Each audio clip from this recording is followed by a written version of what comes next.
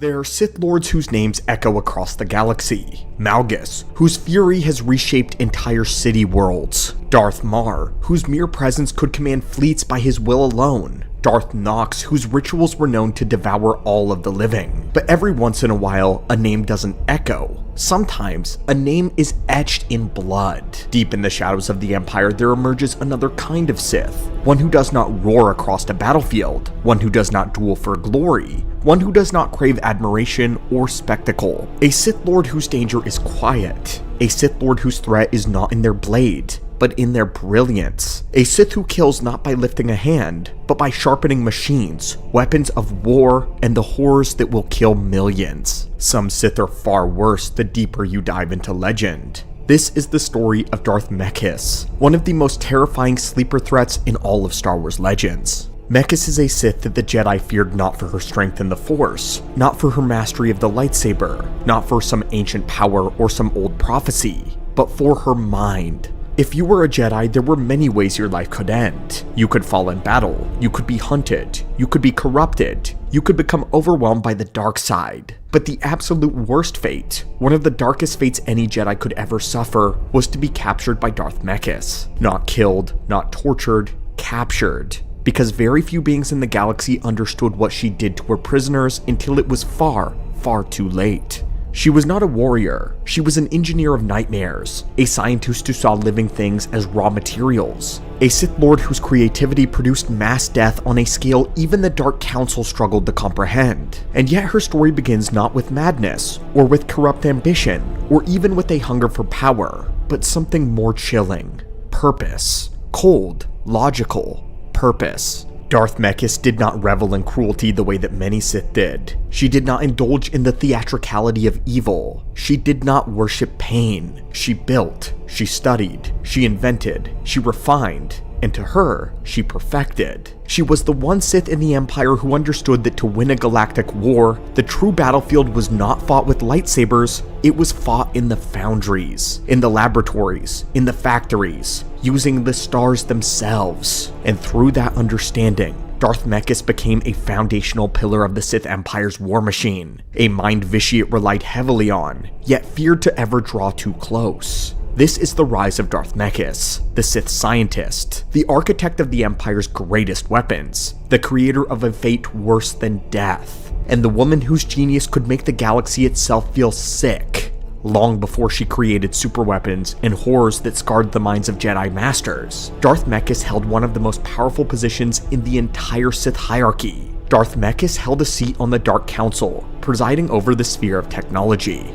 This sphere, unlike the others, was not ceremonial. It was not decorative. It wasn't a department buried beneath layers of bureaucracy. The sphere of technology was the industrial heart of the Sith Empire. It oversaw military innovation, weapons manufacturing, cybernetics, starship development, experimental science, alchemical technological fusion, and the entire infrastructure that allowed the Empire to wage war on a galactic scale. If the Empire marched, her sphere fueled that march. If the Empire conquered, her machines carved the way. If the Empire killed, her weapons multiplied the kill. It is no exaggeration to say that without Mekhis' inventions, the Galactic War would have been far shorter, and the Sith advance far weaker. But that kind of responsibility comes with a weight, and with great scrutiny. Because Mekhis wasn't just any Dark Council member, she was different. Most Sith on the Council governed through fear, charisma, or overwhelming power, but Mekhis governed through something more unsettling: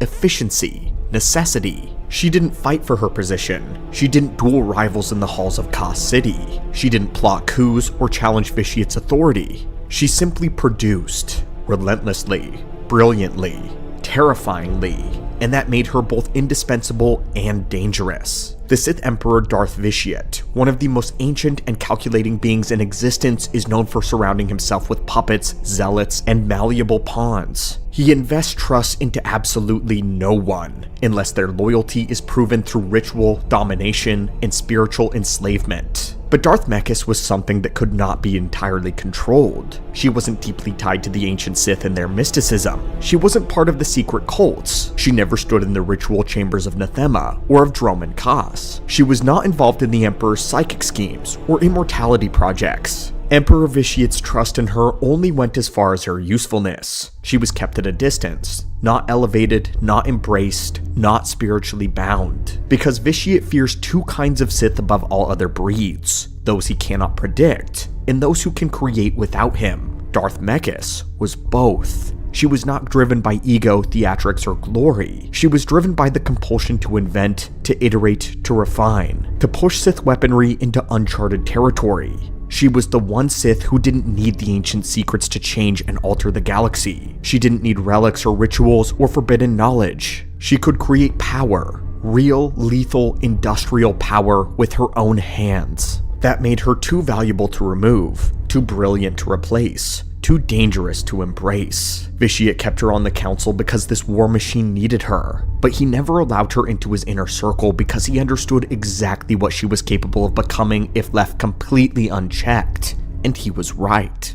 Because when the Sith Empire struck deep into Republic space, when the war escalated into brutality across thousands of worlds, and when the Dark Council needed someone to develop new technologies to fuel the final push, it was Darth Mekhis that they turned to. It was her brilliance that allowed the Empire to strip worlds of resources. It was her machines that harvested power on impossible scales. It was her innovations that enabled Sith legions to march farther and to strike harder. It was her designs that shaped the fleets used on Alderaan, used on dozens of other forgotten worlds and battlegrounds. Her inventions killed millions. Her mind turned entire star systems into supply chains for the Empire. Her calculations determined the fate of worlds. And to the Jedi, she became something that they rarely encountered. She was a Sith whose greatest threat was not her fanaticism, but her logic. A Sith who didn't hate them, but who could destroy them far more efficiently than those that truly did. A Sith whose genius was so vast, so cold, that even Vitiate watched her with caution.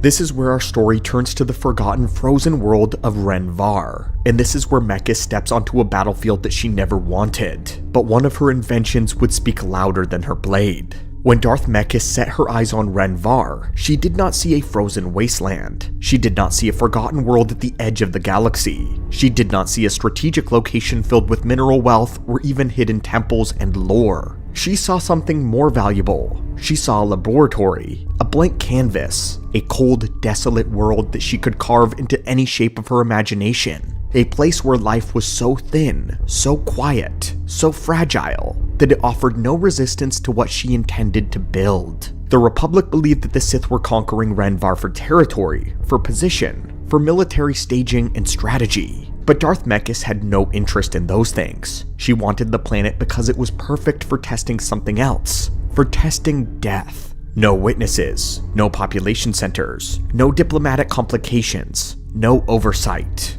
Just the silence of the ice, and the freedom to create weapons that should have never existed. From the moment she landed, the transformation began. Ren Var became an extension of her mind, an outdoor experiment chamber the size of an entire world. Her engines drilled deep into the ice, carving out labs beneath the surface. Her machines harvested what little thermal fissures to power external technologies that they could. Her soldiers dragged captured beings into impossible conditions to test new weapons on living organisms. And then she started deploying prototypes across the landscape. The Chaosphere warheads, designed to destabilize matter on a subatomic level. The Necroswarm colonies, alchemical tech hybrids that behaved like killing living plagues. Weaponized toxins released into forest regions, doing so in order to study how quickly they could kill scouts, soldiers, animals, and yes, Jedi. Ren Var was no longer a world. It was a crime scene, a petri dish of Sith ambition and science, a place where the snow was stained not with blood,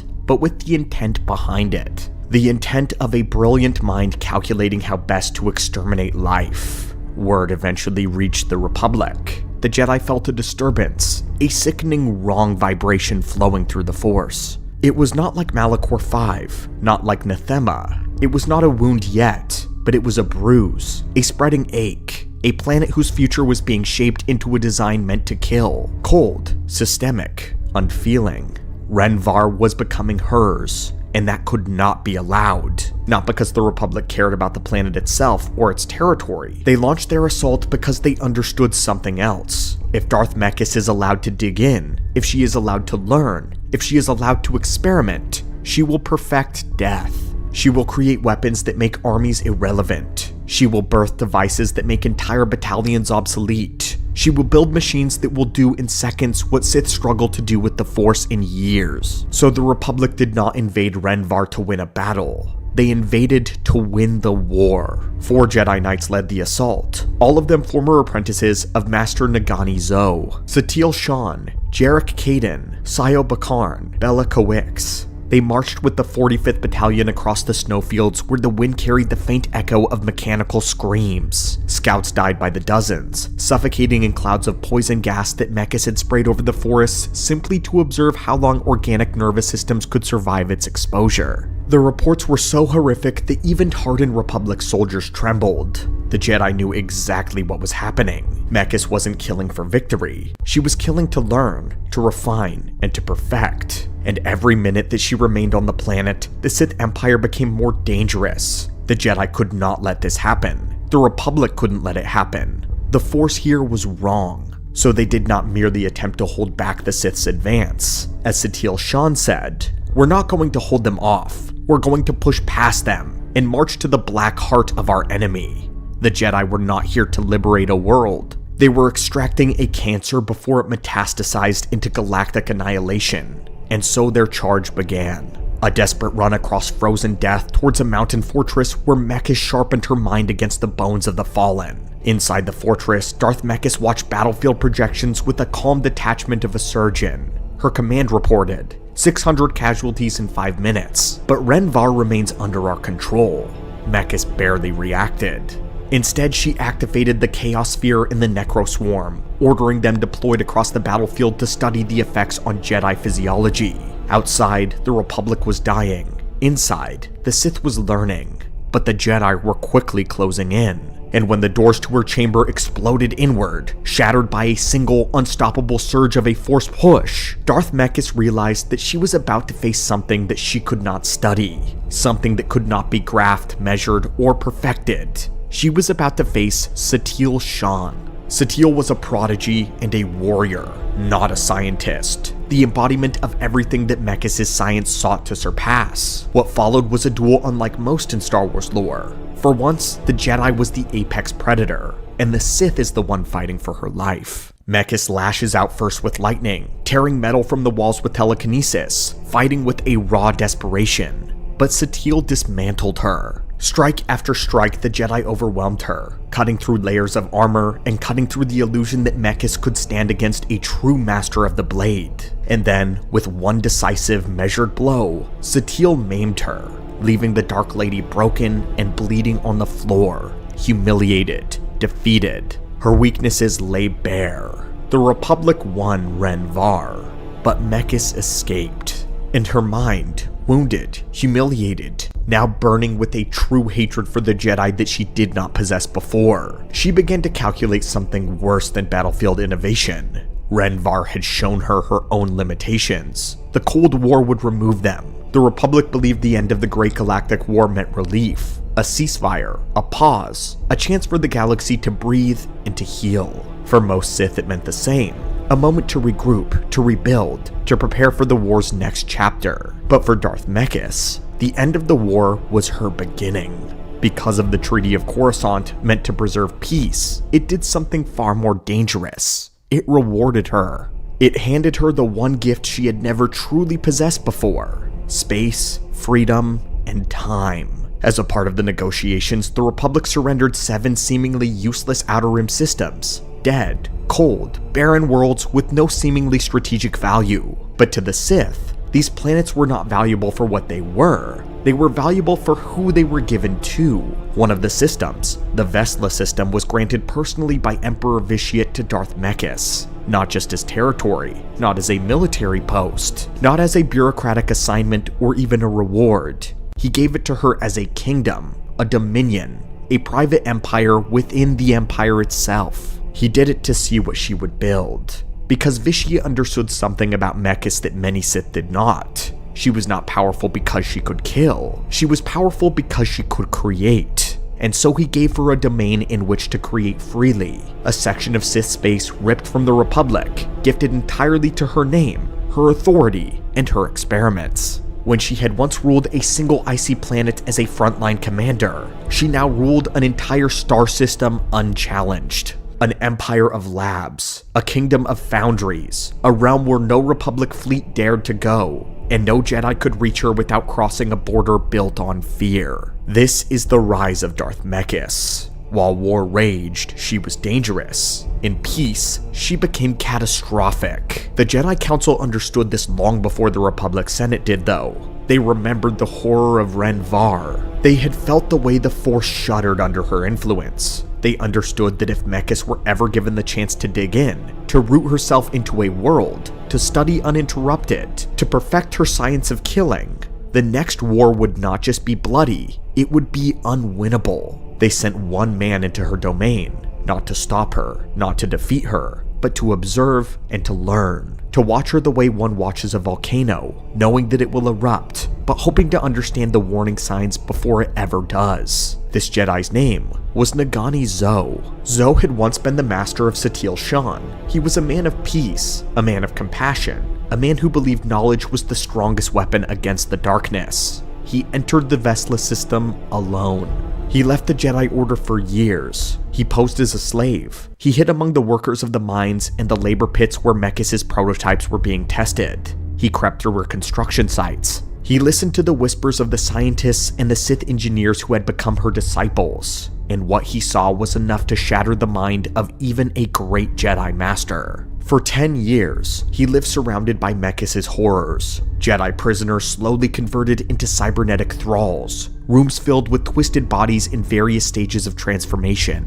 laboratories where the Force was sick, as if the halls are suffocating, the early stages of experiments that would later create the Sith Knights, prototypes for weapons built not to win battle, but to erase life. Every day he felt the system darken. Every month the weight of her experiments pressed harder against the living Force and harder against his mind. Every year he watched the Vestla system become something it was never meant to be. It became a machine designed to kill. And slowly, one memory at a time, Nagani Zo unraveled.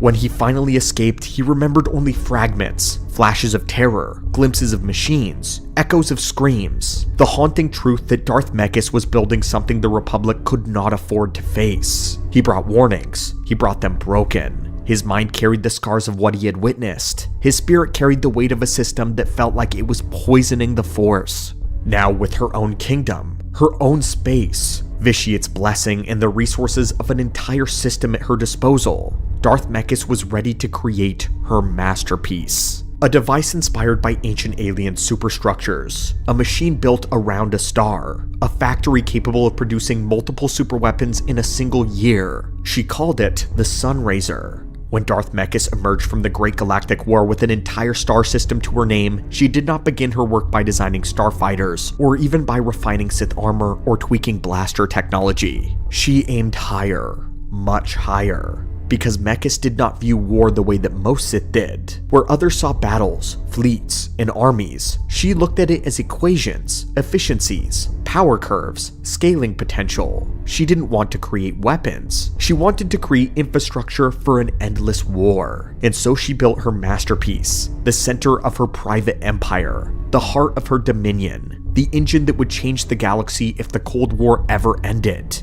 And she prayed for the day that it would. The Sunraiser, a forge built around a star. Deep within the Vestla system, Mekhis sought out a very particular kind of star. Not all stars were suitable. Not all stars could handle what she intended to wrap around them. The Republic never understood the magnitude of this decision, but Mekhis did. Darth Mekhis was recreating a legend. Centuries before, the ancient Rakata had built a superstation that they called the Starforge, a weapon factory hybrid that drew power directly from its star, producing ships, droids, and weapons with divine efficiency. Fueling itself with the dark side, the Starforge had nearly drowned the galaxy in ancient war. Mekhis learned from it. She even improved it. The Sunraiser was not a replica, it was its evolution. Where the Starforge relied on vast force rituals and self-sustaining darkside resonance, the Sunraiser was a mechanical miracle. It was a ring-shaped megastructure encircling a star, extracting stellar plasma as raw fuel, channeling radiation into industrial reactors, and using that power to manufacture superweapons at an impossible speed.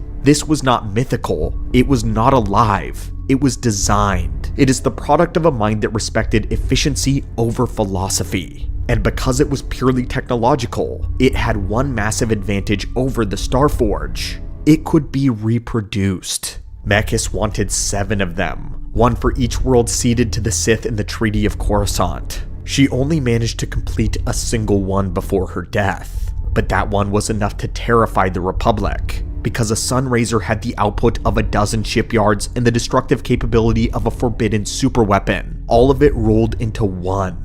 Under normal circumstances without the Sunraiser, the Sith Empire could build maybe one superweapon every few decades, maybe. But under Mekhis, the Sunraiser produced 2 to 3 superweapons per year. Per year! That number should not exist in the lore, yet Vesla made it real. These are the weapons documented as having been built directly or indirectly through the Sunraiser's power. The Gauntlet. This was a hyperspace assault platform capable of attacking fleets from hyperspace itself. The Sith equivalent of a nightmare, a weapon that strikes before you ever know you're under attack. Theron Shan would later hunt this weapon down personally. Another vessel mass-produced by the Sunraiser is the Emperor's Shadow, a next-generation stealth vessel with superior cloaking. It could vanish not only from sensors, but from battle telemetry and energy scans as well. A warship that could sit in plain sight and kill silently. Then was the Undying, a super capital-class warship engineered for extreme durability. Built to survive planetary bombardments, ship-to-ship annihilation volleys, and even partial reactor breaches. This was a vessel that simply refused to die. The Ascendant Spear, one of the most terrifying weapons of the era, a hybrid between a dreadnought and a darkside amplifier capable of channeling a Sith's powers directly into its systems. It was part ship, part conduit. Its lightning cannons could tear apart cruisers in seconds. This weapon alone could alter the balance of the war. The Silencer, a prototype long-range megalaser capable of destroying fleets in a single shot. While later iterations would appear in the Empire's arsenal, Mekhis built the foundation of it.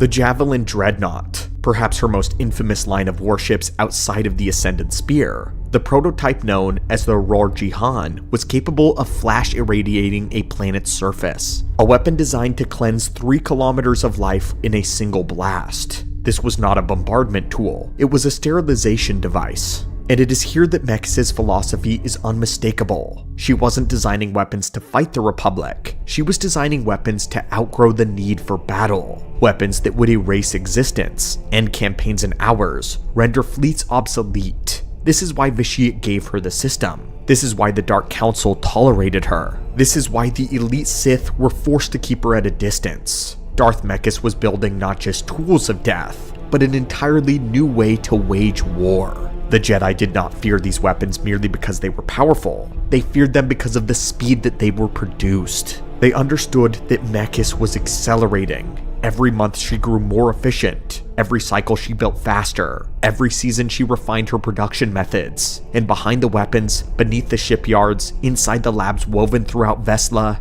she was working on something else. Something more personal. Something that required time, prisoners, and isolation. Something that no Sith had ever attempted on this scale. She called them the Sith Knights, a project so disturbing that even the Force recoiled, and a Jedi Master sacrificed his sanity attempting to monitor them.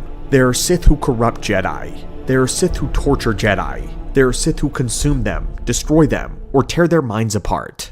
But Darth Mekhis did something no other Sith of the era dared ever attempt. She broke Jedi in a way that did not kill them, that did not corrupt them, but left them trapped, suspended between life and death, their spirits screaming silently inside a hollowed, mutilated body. The Sith Knights were not apprentices, they were not soldiers, they were not converts, they were Jedi who refused to turn, and that is exactly why she wanted them. Because to her, a Jedi who willingly chose the dark side was useless, predictable, a disappointment. But a Jedi who resisted, a Jedi who held on to the light, who clung to the code even as they were dragged before her, That was far more valuable. A spirit under conflict, a soul under torment, a light that could be trapped, smothered, suffocated, but not extinguished. The Sith Knights required a certain type of victim, a Jedi with a strong will. Because Darth Mekhis did not want obedience, she wanted tension, she wanted contradiction.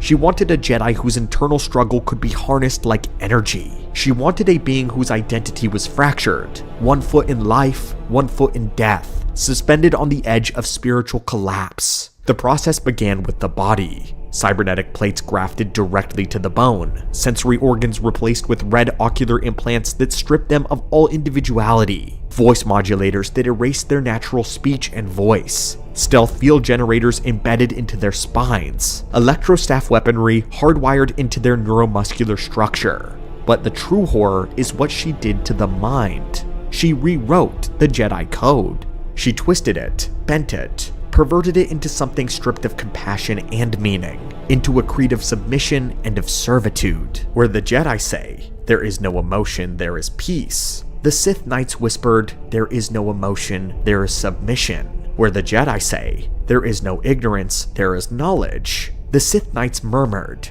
there is no ignorance, there is instruction. Where Jedi say, there is no passion, there is serenity, her creations believed, there is no passion, there is the task.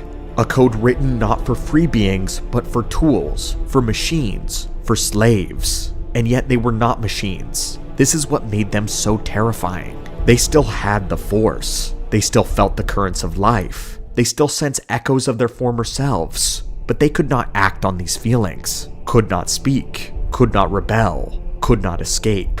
Their spirits were trapped inside of dying flesh, fused to metal, crippled by implants, and held in stasis between light and darkness. They were Jedi bodies with Jedi reflexes, but with minds warped into something that resembled a tortured droid. Their connection to the Force did not vanish. It decayed. It rotted.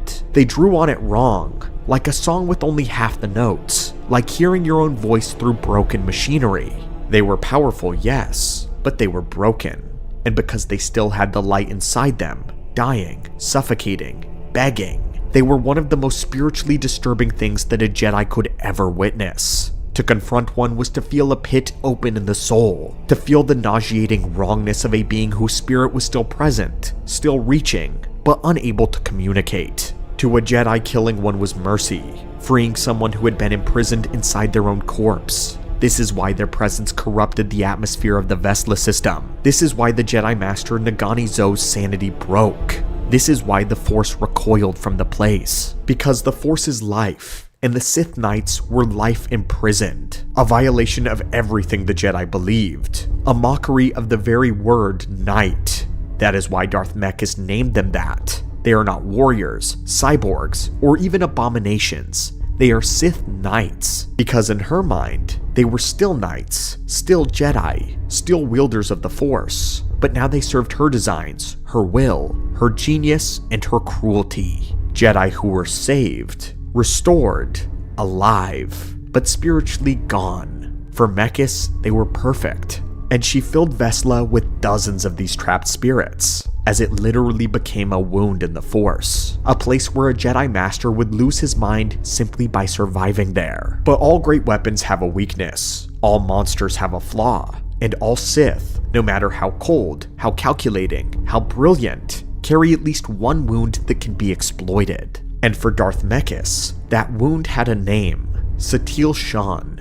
The Jedi Knight who had stormed her fortress, shattered her defenses, humiliated her in single combat, and left her bleeding in her own command chamber. It was a moment that she would never forget and never forgive. Even during the Cold War, as she built super weapons that would butcher fleets and sterilize worlds, the memory of Satil's lightsaber cutting through her defenses lingered as a burning scar. The hatred became a blind spot, and eventually, it became a weapon that would destroy her. After Master Nagani Zo escaped the Vestla system, injured, half mad, his memories fractured by years in shadow, the Republic Strategic Information Service finally understood the scale of this threat. The Sunraiser, the Gauntlet, the Silencer, the Shadow, the Ascendant Spear, the Javelin Dreadnoughts, and the growing army of Sith Knights. If the war resumed tomorrow, the Republic would not survive. Someone needed to destroy the Sunraiser, and that someone was Theron Shan, a man that did not have a connection to the Force.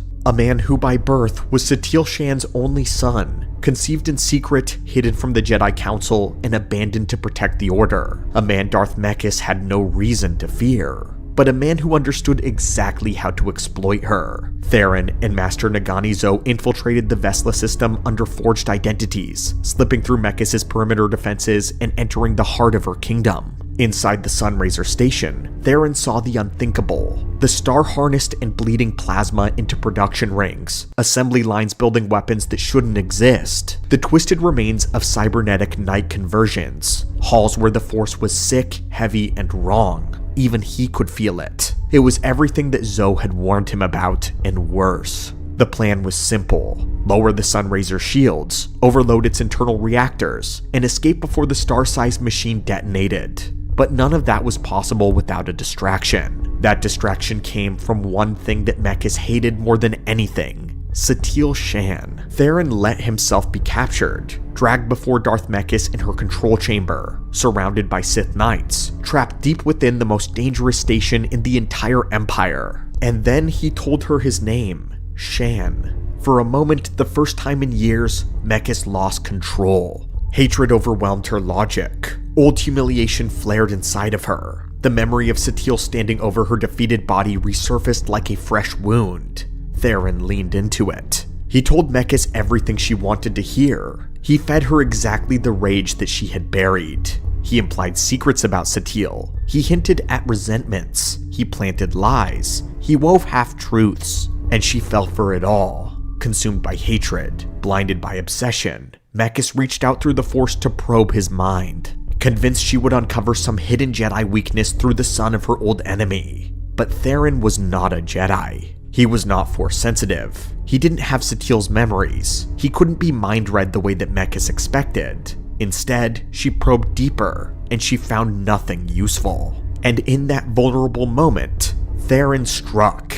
He unleashed a toxic dart laced with toxic 10 poison, disrupting her nervous system and paralyzing her body. Stabbing her with it, the Dark Lady collapsed. The Sith Knights surged forward, unsure whether to kill the prisoner or focus on stabilizing their master. In a panic, fire sprung around the room, and for the first time since the Great Galactic War, Mekhis was helpless. Theron raced through the burning corridors of the Sunraiser, lowering the shields and initiating a destruction overload. The megastructure began to tremble. Warning sirens blared. Containment rings collapsed. The star at the center surged with power. Theron escaped in Zo's waiting ship. The Jedi Master, though, sacrificed the last of his strength to hold off Sith forces long enough for Theron to flee the system. Master Zo died on Vessla, completing the mission that he had once devoted a decade of his life to.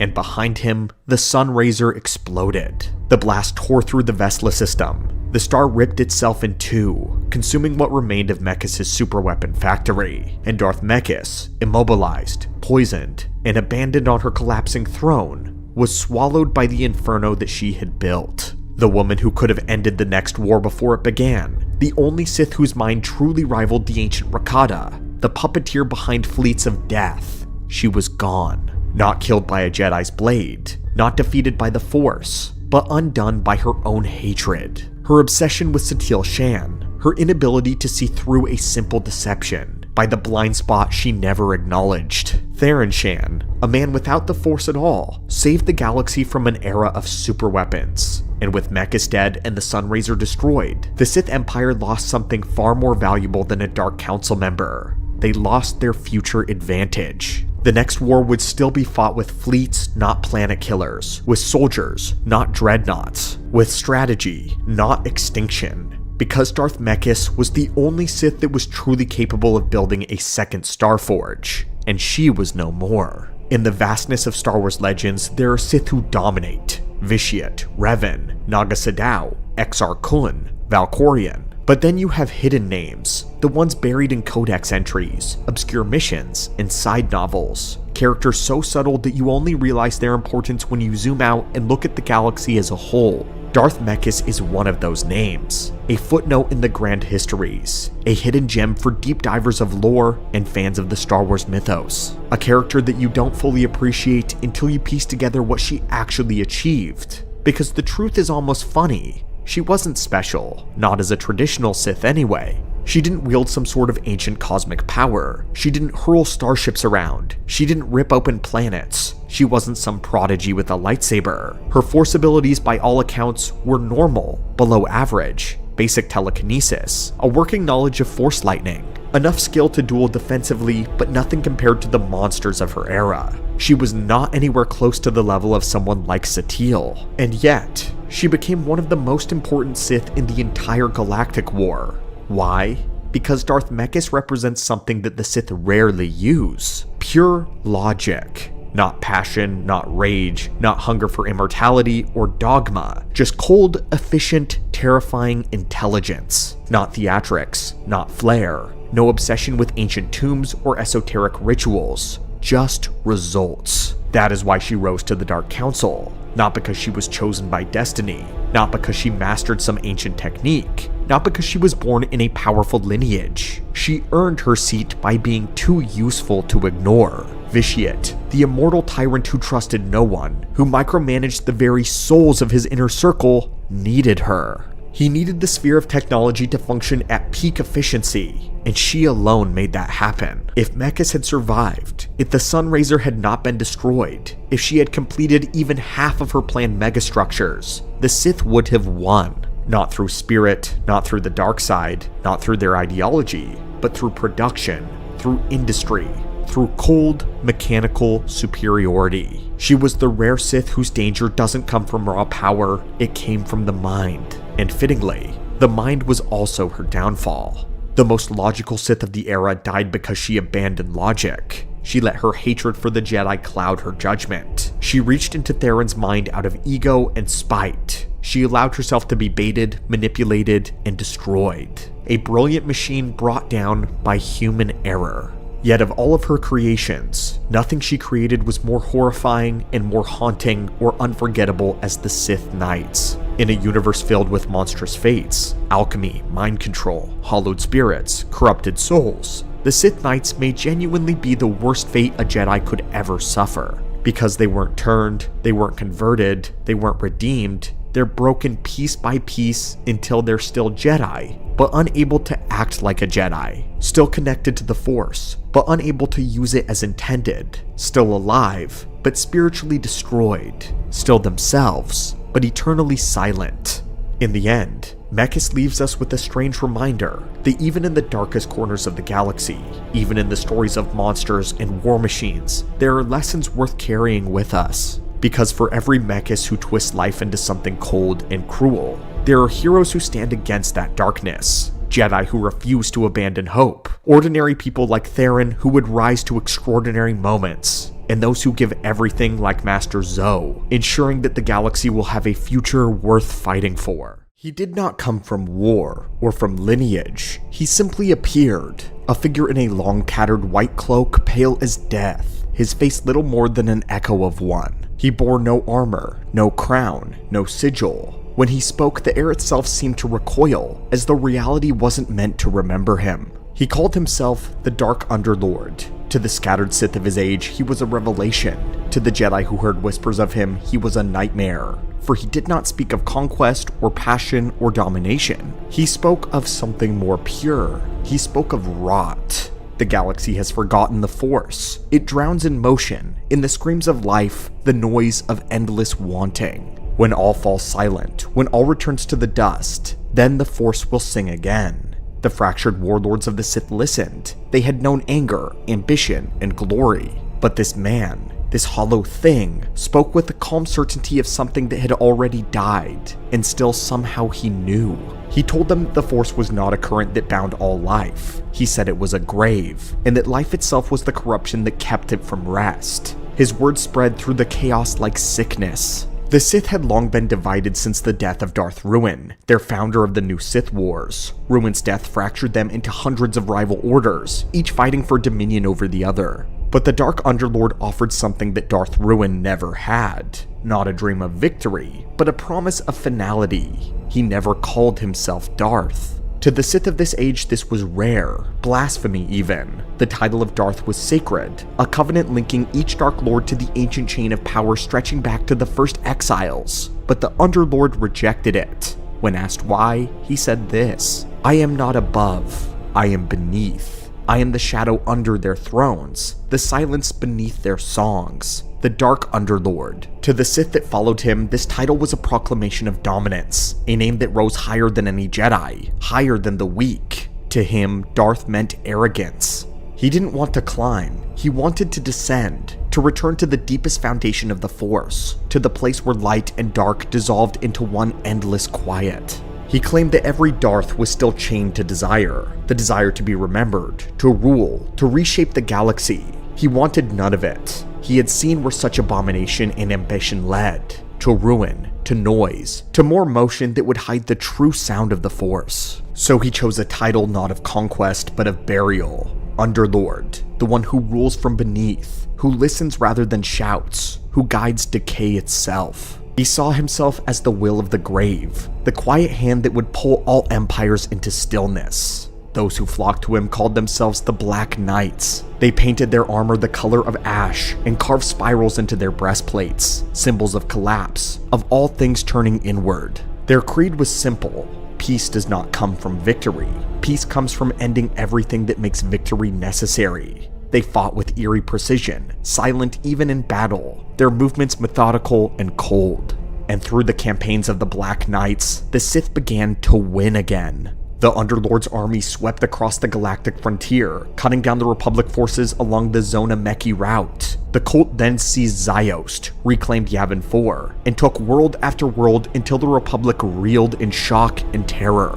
For the first time in centuries, the Sith were unified, not under passion, but under silence. They rallied behind something that they felt was older, that knew things that even the galaxy itself had attempted to forget. The Dark Underlord was clearly not human, not even mortal. But what exactly was he? The Jedi who studied his rise described him as a wound in the Force. There was no emotion emanating from him. There was no hatred sensed, no ambition, only ever stillness, a calm. He told his followers that through the dark side they could bring stillness to the galaxy. He promised them that if all things ended, if every voice fell silent, then they would finally be able to commune with the Force again as it was meant to be. Today I will share with you a truth that no one else will. The Dark Underlord was not born a Sith, he was summoned.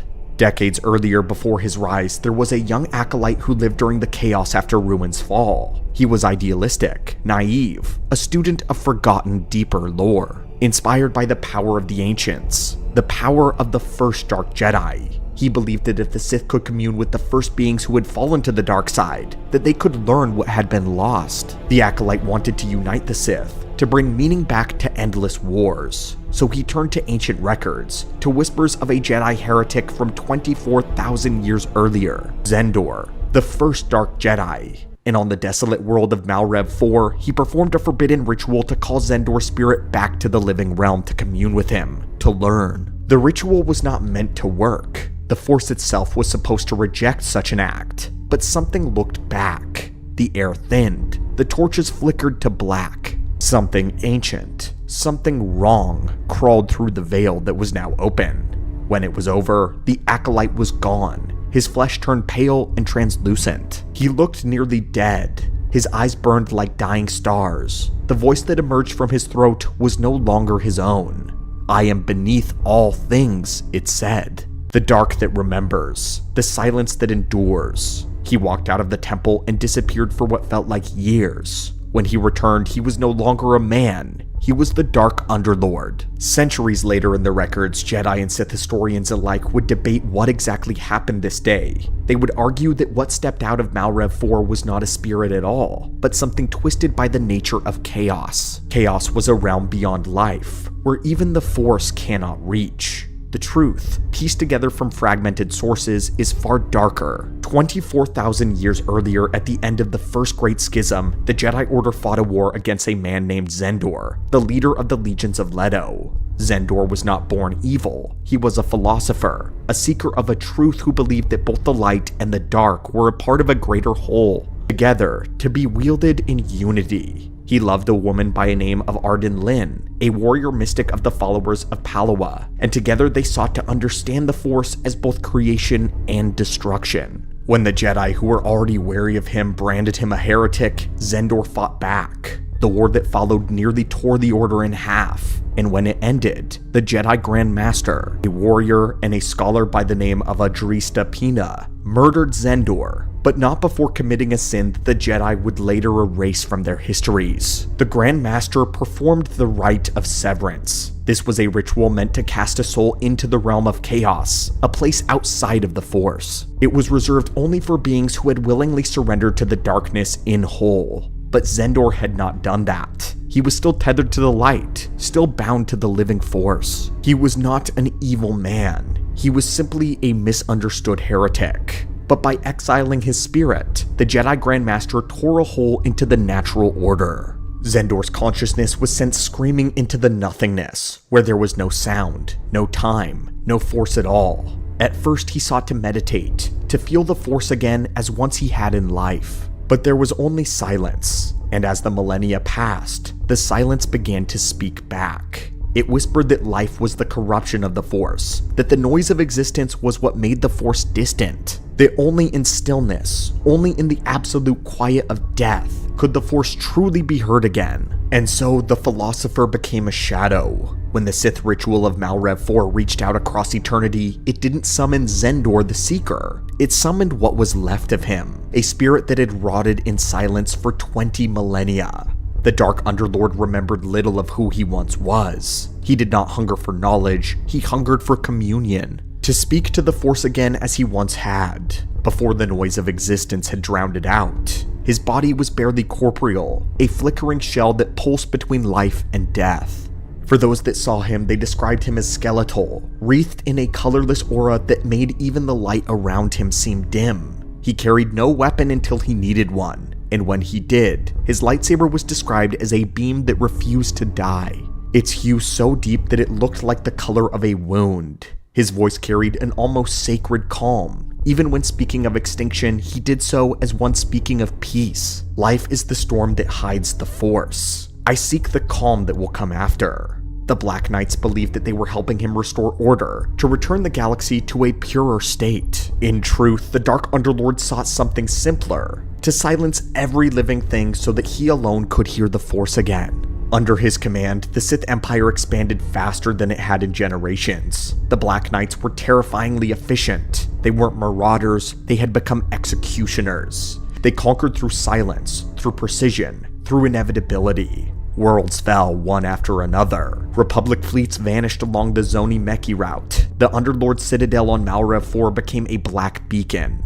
a palace said to hum with the sound of trapped souls. To his followers, it was sacred. To the Jedi, it was a wound in the galaxy itself. And still no one truly understood what he wanted. He did not seek thrones or riches. He left conquered worlds abandoned, their cities lifeless, their populations gone. Wherever he walked, the Force seemed to grow cold. The Jedi feared that he had learned something terrible, a truth about the Force that defied both the light and the dark, and so they chose to destroy him quietly, before he could finish what he began. The strike came in the year 1750 BBY, led by the Jedi Master Murtaugh. He was known as a strategist, a scholar, but above all, he was a desperate man. Murtaugh knew that if the Dark Underlord's conquest continued, the Sith would be united and the Republic would fall. The Underlord was actually going out and killing rival Sith colonies. He was the first true Dark Lord of the Sith to unify them in a great deal of time, since Ruin.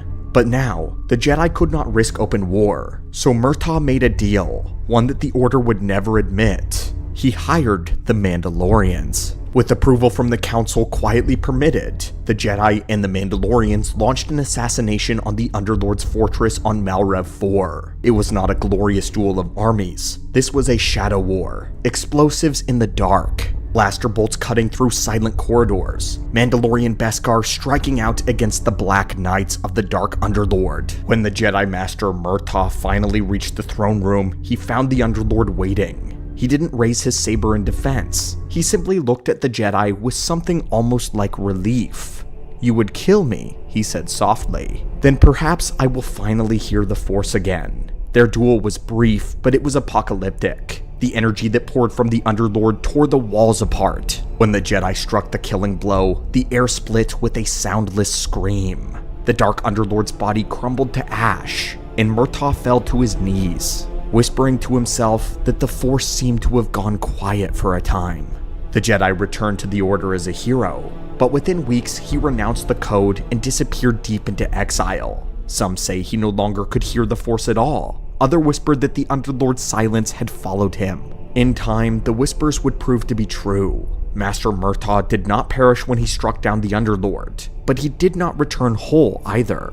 Eventually, the Jedi would send out search parties, and when they finally traced his ship's hyperspace signature, they found it had never returned to Republic space. Murtaugh had fled beyond it, into the scarred worlds held by the Sith. Reports began to filter in from smugglers and mercenaries traveling those routes. They spoke of a lone figure haunting the ruins of Malrev 4, wandering the wastelands where the Underlord had perished. His robes were still those of a Jedi, but blackened, torn, and burned by something that looked like shadow fire. The figure never spoke. He would only kneel among the ash, whispering to something that was not there. Some claimed that Murtaugh had become the first of a new generation of the Black Knights, a broken prophet who did not even know he was echoing the very man that he had slain. Others said that he was still trying to understand what he had done, that he lingered near the ruins to find the faintest trace of the voice that he had silenced, that he never realized the voice now lived only inside him. The death of the Dark Underlord marked the first time in generations that the Jedi and the Republic celebrated a victory over the Sith. But the wound that he left in the Force would never heal. The Black Knights did survive. They scattered into the shadows, continuing their master's philosophy, waiting for the galaxy to fall quiet again. Some accounts even claim that centuries later, a young Master Yoda encountered remnants of the Black Knights, their armor faded and their creed distorted, still whispering the name of the Underlord as if it were a prayer. Among the Sith, his legend endured as well.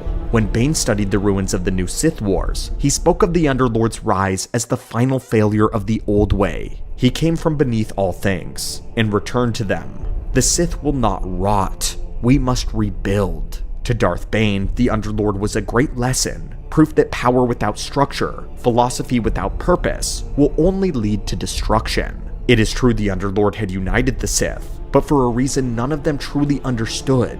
The Underlord didn't ever wish to rule the galaxy. He wanted to erase it. What made the Underlord terrifying was not his armies or his victories. It was his certainty.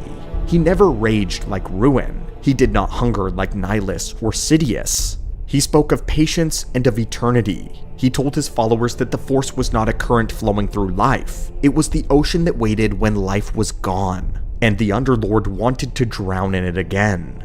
I do not hate the Jedi. I do not hate the Sith. I hate the noise between them. To him, every thought, every breath, every motion was interference, the static of a galaxy that had forgotten the true sound of the Force. He longed to strip it all away, to bring the universe to stillness so that he alone could commune with what he believed was the pure Force, untouched by life or death. He wasn't a conqueror. He was a pilgrim who had lost his way, and in that despair, sought to lead the galaxy into the grave beside him. Many believed that he was born from a heretic's punishment, shaped by eternity into silence, and brought back through the arrogance of a Sith who thought he could command the past. At the end of his story, the Underlord was a man who was very simple. He was a man who wanted to hear the Force again, but was simply too twisted. His spirit was never meant to go to chaos, but it was there where his spirit broke. So what exactly was the Dark Underlord? A man who cheated death? A fragment of Xandor's soul dragged screaming out of chaos? Or was he something worse? A wound in the Force that perhaps learned how to speak?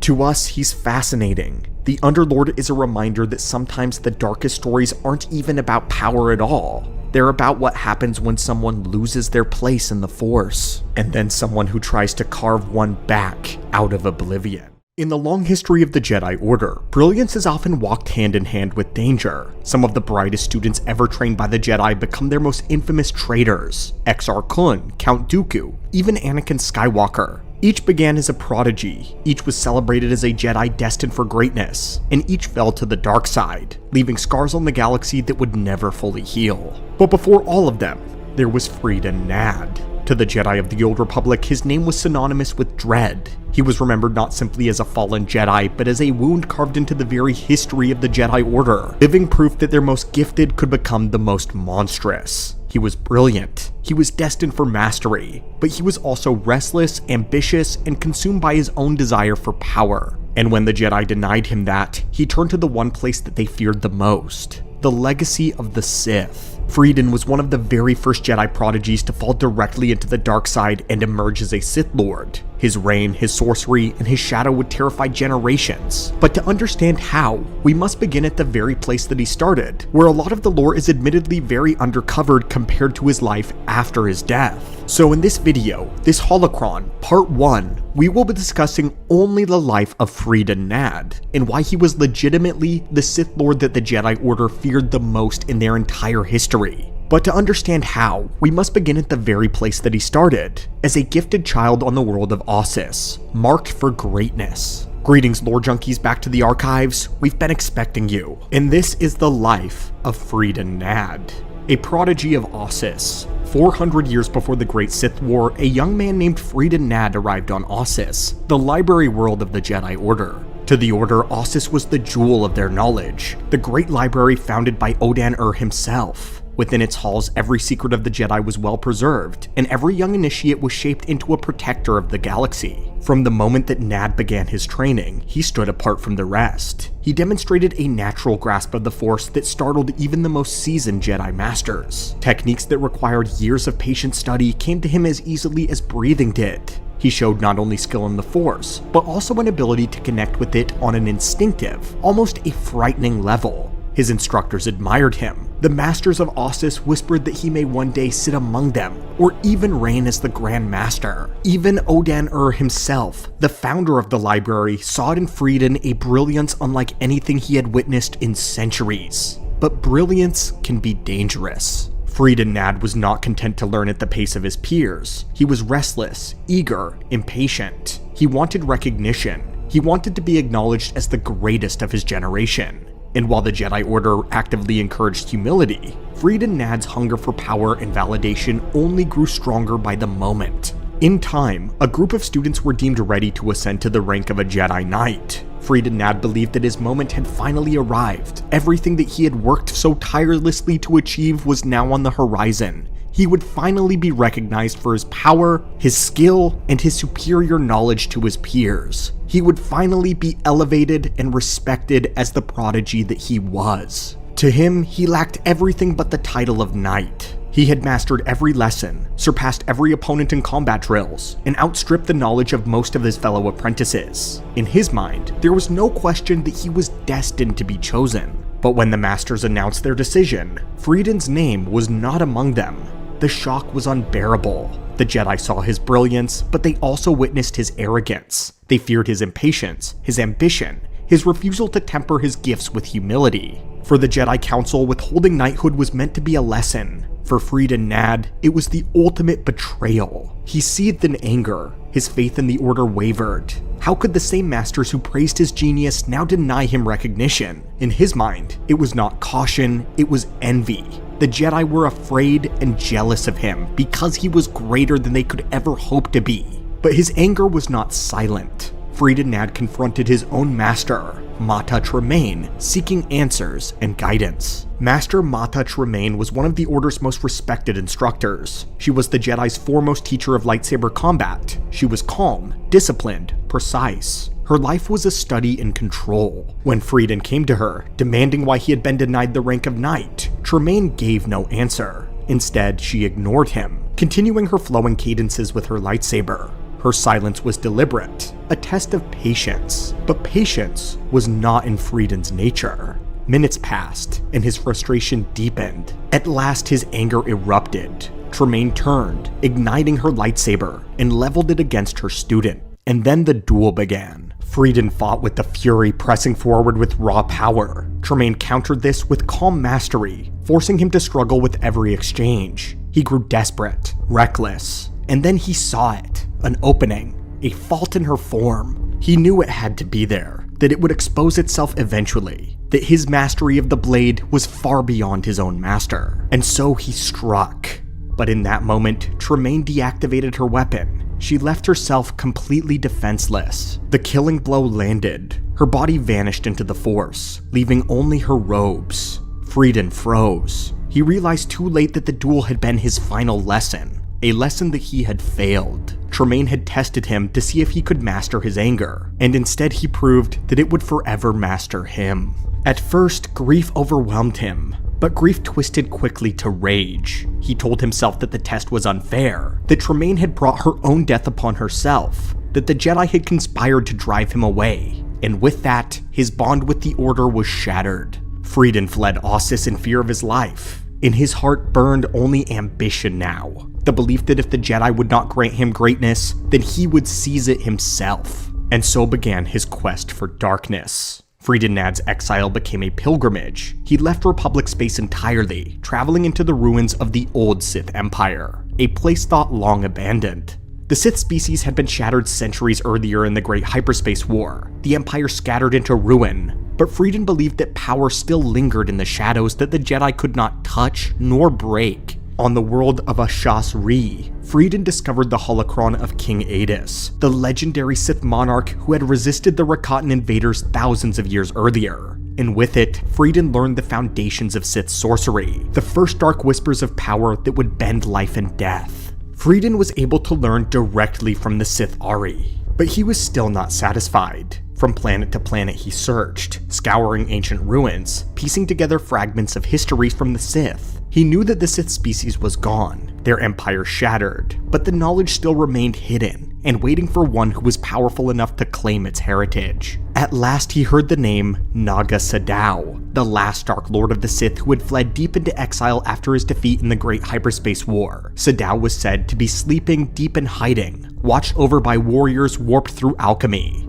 Freedon's path was now clear. He would find Sadow, and he would learn. On the jungle moon of Yavin 4, Freedon was tested by the Massassi, the descendants of Sadow's Sith warriors. They were monstrous, warped through generations of alchemy, but Freedon proved his worth and his value. He was brought before Naga Sadow himself. For decades, Sadow had remained in seclusion, now presented with a fallen Jedi seeking knowledge. He saw the chance to pass on his legacy in Freedon. He taught Naad the deepest secrets of the Sith, how to craft Sith amulets, the use of sorcery to dominate will, the alchemy that twisted life and destiny itself. Freedon was still a brilliant student. He devoured everything his master offered to him. He grew in power, in cunning, and in ambition as well. He even created a holocron of his own, inscribing within it knowledge that he had gained and mastered. But in true Sith fashion, Freedon's ambition soon turned against his teacher. According to Sith tradition, there could only be one Dark Lord, and when Freedon believed that he had learned all that Sadow had to teach him, he turned on his master. With the very sorcery that Naga Sadow had taught him, Freedon struck him down, finally doing what the Jedi for centuries had failed to do.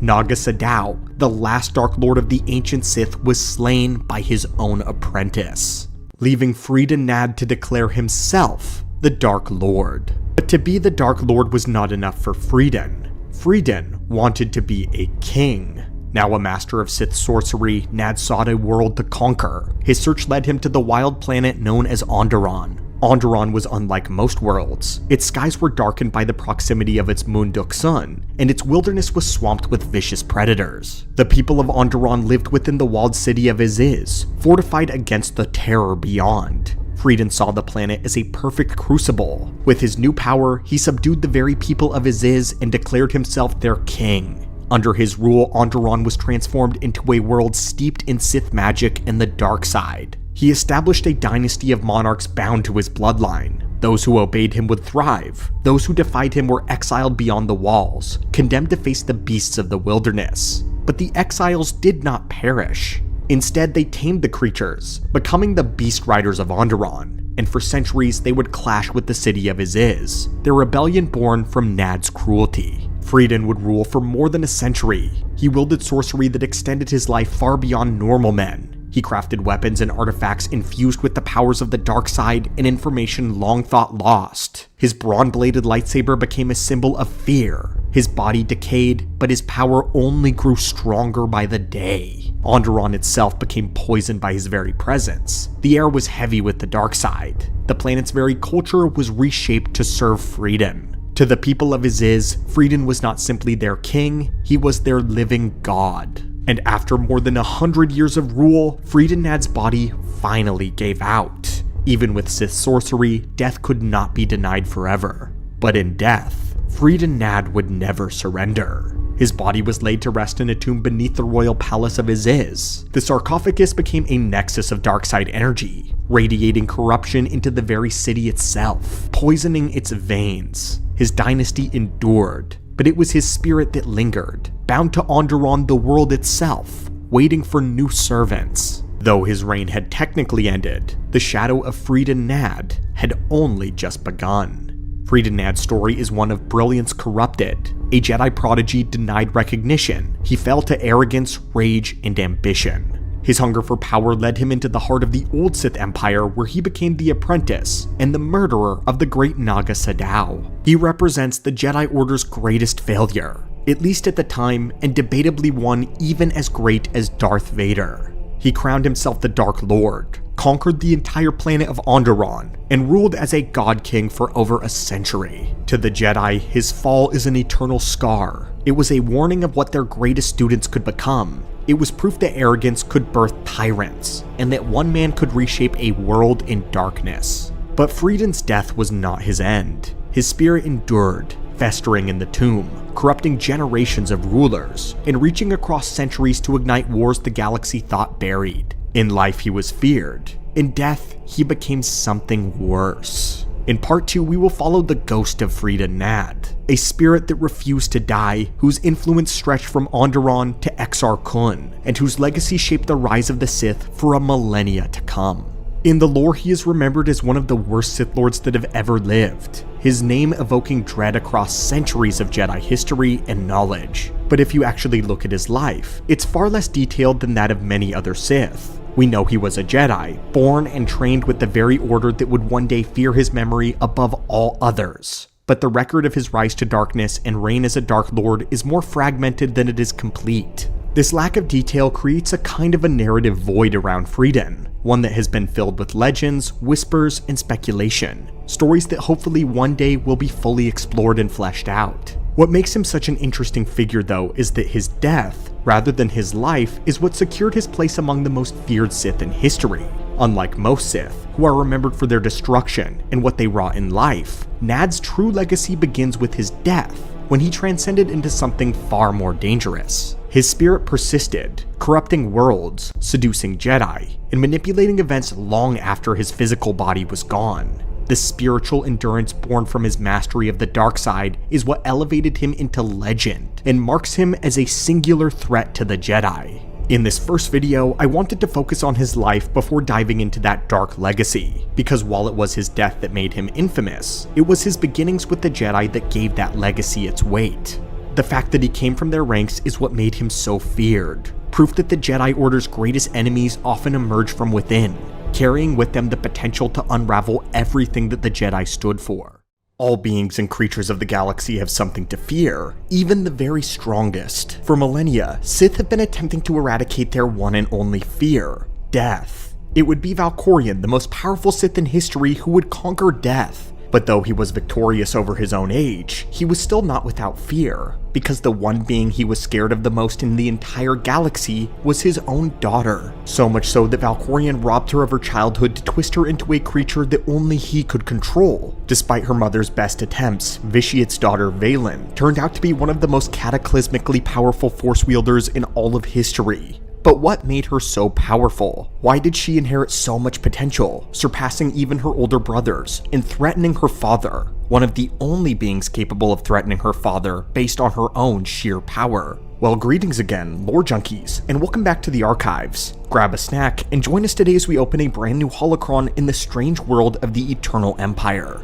Today we will be analyzing Valen's extraordinary power and potential in the Force, attempting to explain how it happened in the first place, and what sets her apart from her brothers. Valen has one of the highest Force potentials in all of Star Wars, and today we're going to break down the strange phenomenon that gave her her power, being a true daughter of Vitiate. Not just Valkorian, but Vitiate as well. Let us explain. In order to explain Valen, we will first have to set up the circumstances of her birth. It all begins with her father. He has lived for 1,000 years and has gone by many names, but the two he is best known for is Darth Vitiate and Valkorian. The difference will be made clear in just a moment. To briefly summarize, when the old Sith Empire was destroyed by the Republic, Vitiate had performed a ritual which siphoned all of the Force energy from an entire world, as well as 8,000 Sith in order to empower himself. This gave him monstrous abilities in the Force, as well as everlasting life. Vitiate then took the last secret of his people and journeyed to the world of Jerome and Kos before the Republic could find and destroy them. There, Vitiate built the Sith civilization in secret, taking generations to construct vast cities, navies, and a powerful military.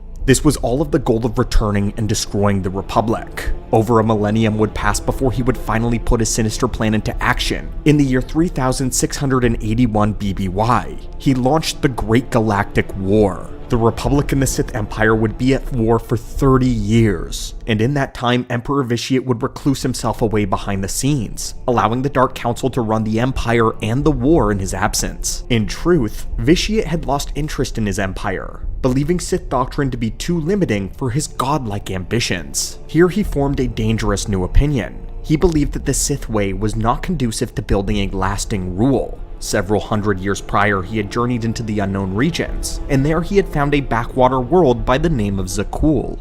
Although their people were low technology and superstitious, they housed an ancestral secret. The most advanced navy the universe had ever seen was buried on this world, known as the Eternal Fleet. The fleet had been created by an unknown ancient builder race and left behind. Vitiate would split his consciousness and take over the body of a powerful warrior there by the name of Valkorian. Using Valkorian's body, he assumed his identity and presented himself to the Zakulian people as a figure from their mythos, from their histories, and their ancient way. He then rebuilt their civilization just as he had once done with the Sith, but made it even more advanced and powerful. Soon the Eternal Empire was born, and Valkorian was at its head. During this period, Valkorian would marry a woman by the name of Senya Tiral, one of his fiery Zakulian knights, and he would then sire 2 children, twins, Arkan and Thexan. Once the boys were born, Vitiate in his Sith Emperor body would call for a ceasefire with the Republic. He desired to focus more of his attention on his newfound family, believing them to be the future of his rule. In response, an 11-year Cold War would ensue between the Republic and the Sith Empire, but Vitiate was spiritually absent. He had turned his full attention to the Eternal Family, and it was during this time that Valen would be born, the third of his children. From the beginning, it was clear that she was much different from her brothers, and as she grew, something more sinister became clear. She was different than any other Force wielder before her. While Valen was still in the womb, she was moving furniture around the room. As a toddler, she was levitating objects, and Senya once described an event where a guard dropped a ball that she had tossed to him, and as a result, she crippled him. Senya was taking extra care with her daughter because she was upset at how her sons had turned out. From the beginning, Senya showered her twins with affection, but they ignored her, deeply desiring approval from their other parent. But Valkorian would never give it to them.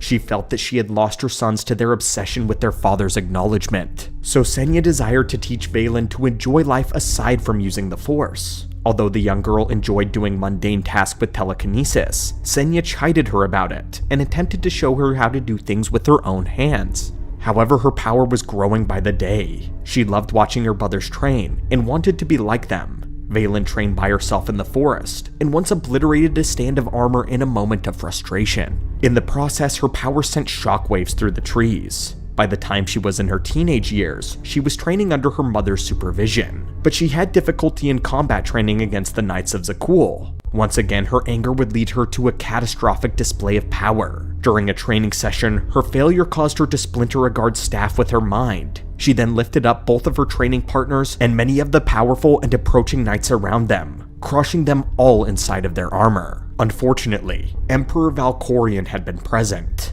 He felt the intense waves of strength emanating from his child. Unlike her brothers, she had inherited much more of his own potential. What's worse is that she reminded him of himself at a younger age. By the time Vitiate was only 9, he had taken over his entire homeworld and stripped his Sith Lord father of his powers. Valkorion was not keen on allowing history to repeat itself. He would not be the victim of his own child Vaylin, and he grew to fear her deeply. Senya went to her husband and implored him to do something about his children. They needed their father's attention in their lives, but Valkorion had other plans. He would take Vaylin away, telling his wife that he was taking her to somewhere she could receive proper training to control her abilities. He took her to a desolate world, however, a world that he knew well, a world that he owed much of his power, Nathema, a planet consumed with storms and devoid of the Force. There, Vaylin was imprisoned within a place known as the Sanitarium, where she would be tortured by the Nathema Zealots.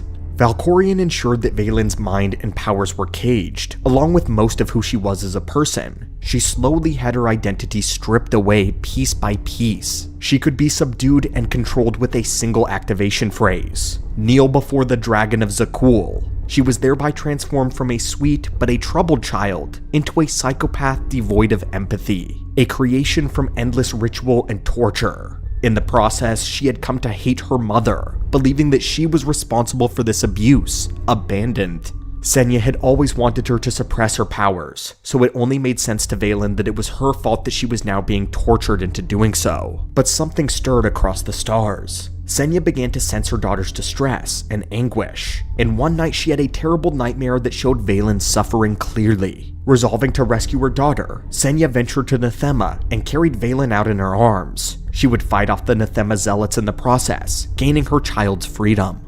But when she extended her hand to Vaylin to join her, she only saw hatred in her daughter's eyes. Senya was then dragged away by the Knights of Zakul, and Valkorion walked out to return Vaylin back to her containment. After this terrible night, we must venture a few years ahead. Her mother Senya would again find her daughter, but this time on the battlefield. By then, she had become a monster. Her force powers were capable of mass destruction, and she proved this by totally annihilating an entire army of Zakulian knights that were loyal to her mother. Keep in mind that the Knights of Zakul were each on the level of a fully trained Jedi Knight, battle-hardened through years of military experience and allowed to use both the light and the dark sides of the Force as they saw fit. This army included both the soldiers, heavy machinery, and large gunships, all of which had been crushed and torn asunder by Vaylin's telekinesis. When their leader Senya walked through the destruction, she met up with Vaylin once more. The daughter was strong enough to overpower her mother and tear her lightsaber from her grasp with telekinesis. It is important to remember that of the Zakulian Knights, Senya was said to be the best of them. She was the captain of the Honor Guard, Valkorion's personal entourage. Her power and tenacity is what attracted the Sith Lord to her in the first place,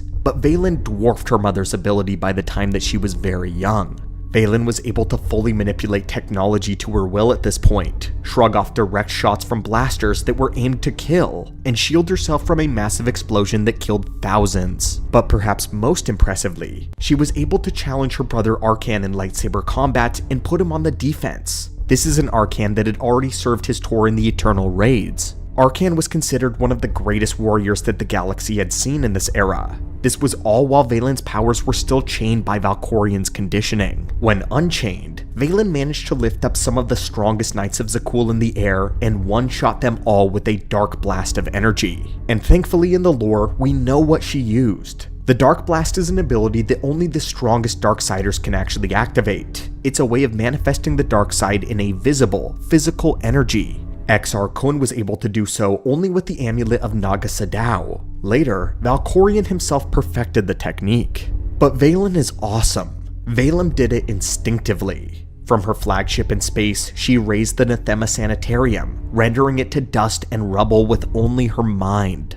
Later, she was able to use battle meditation to make the Eternal Fleet completely invincible. It is an extremely complex ability that requires all of the focus of its user. Even powerful Jedi and Sith Lords are basically helpless when in a state of battle meditation. It's very demanding and often leaves its users drained. But Unchained Vaylin was able to multitask while in battle meditation, defending herself against the Alliance commander, and even summoning a Force storm while doing so, all at the same time. After his defeat, the spirit of Valkorion had possessed the body of the Alliance commander and was actively working with them to take down his rogue daughter. Valkorion feared the results of her unchained abilities. So now we have a story and a picture of just how powerful Vaylin was. So what could possibly have caused it? What was different about her that put her beyond the strength of her brothers, that made her match Valkorion? Well, we have to return to a specific ability we mentioned about Valkorion. Valkorion's ability to split his consciousness among many vessels. This is one of the least understood aspects about the Emperor, but we'll attempt to explain, because it plays an important part in our theory about Vaylin. It's a little confusing, so please bear with us. Vitiate was an incredibly paranoid Sith Lord. His caution was one of the things that kept his survival going as long as it did. So while his real body was often hidden away, his consciousness was split up into several different vessels. Vessels that he directed his attention to when they were important. And by attention, we mean his spirit. You see, while Vitiate could separate his consciousness, he actually has only one spirit that can move freely between the bodies of his voices. When his spirit and focus was not present, his voices are still capable of operating independently. They enter a sort of autopilot mode. He would usually direct his focus and put his spirit into a single vessel when it was doing something important though, containing all of his spirit. When Vitiate hollowed out the man named Valkorion and put his consciousness in him, the proxy body ran on an autopilot mode to construct the Eternal Empire. He would even have some affection towards Senya in the beginning. This is who Senya fell in love with, and this is who she started a family with. But remember, this was not Vitiate's whole self in the body, only a piece of his consciousness piloting the meat suit. So it acted somewhat different than he did. Senya later reminisces about this life, stating that while they didn't have a super romantic relationship, that they were at least happy. That was until they had children. When that happened, the Sith Lord Vitiate's full spirit focused itself into Valkorion to investigate the children that he had bore. Valkorion had Arcan and Thexan on autopilot. He only joined his spirit to the body after their birth. Senya describes how her husband became an entirely different person following the twins' birth. He became cold, cruel, and no longer shared in the joy that they had once had in their relationship. For most of the duration of the Cold War, Vitiate's spirit would be focused on Valkorion, and it was while his full spirit was in Valkorion that he would sire Vaylin. Later, he would be forced to rejoin the voice in his Sith Empire, calling his full attention there when the Jedi strike team arrived to challenge him. That body was killed while his spirit was still inside of it, forcing him into a state of recovery.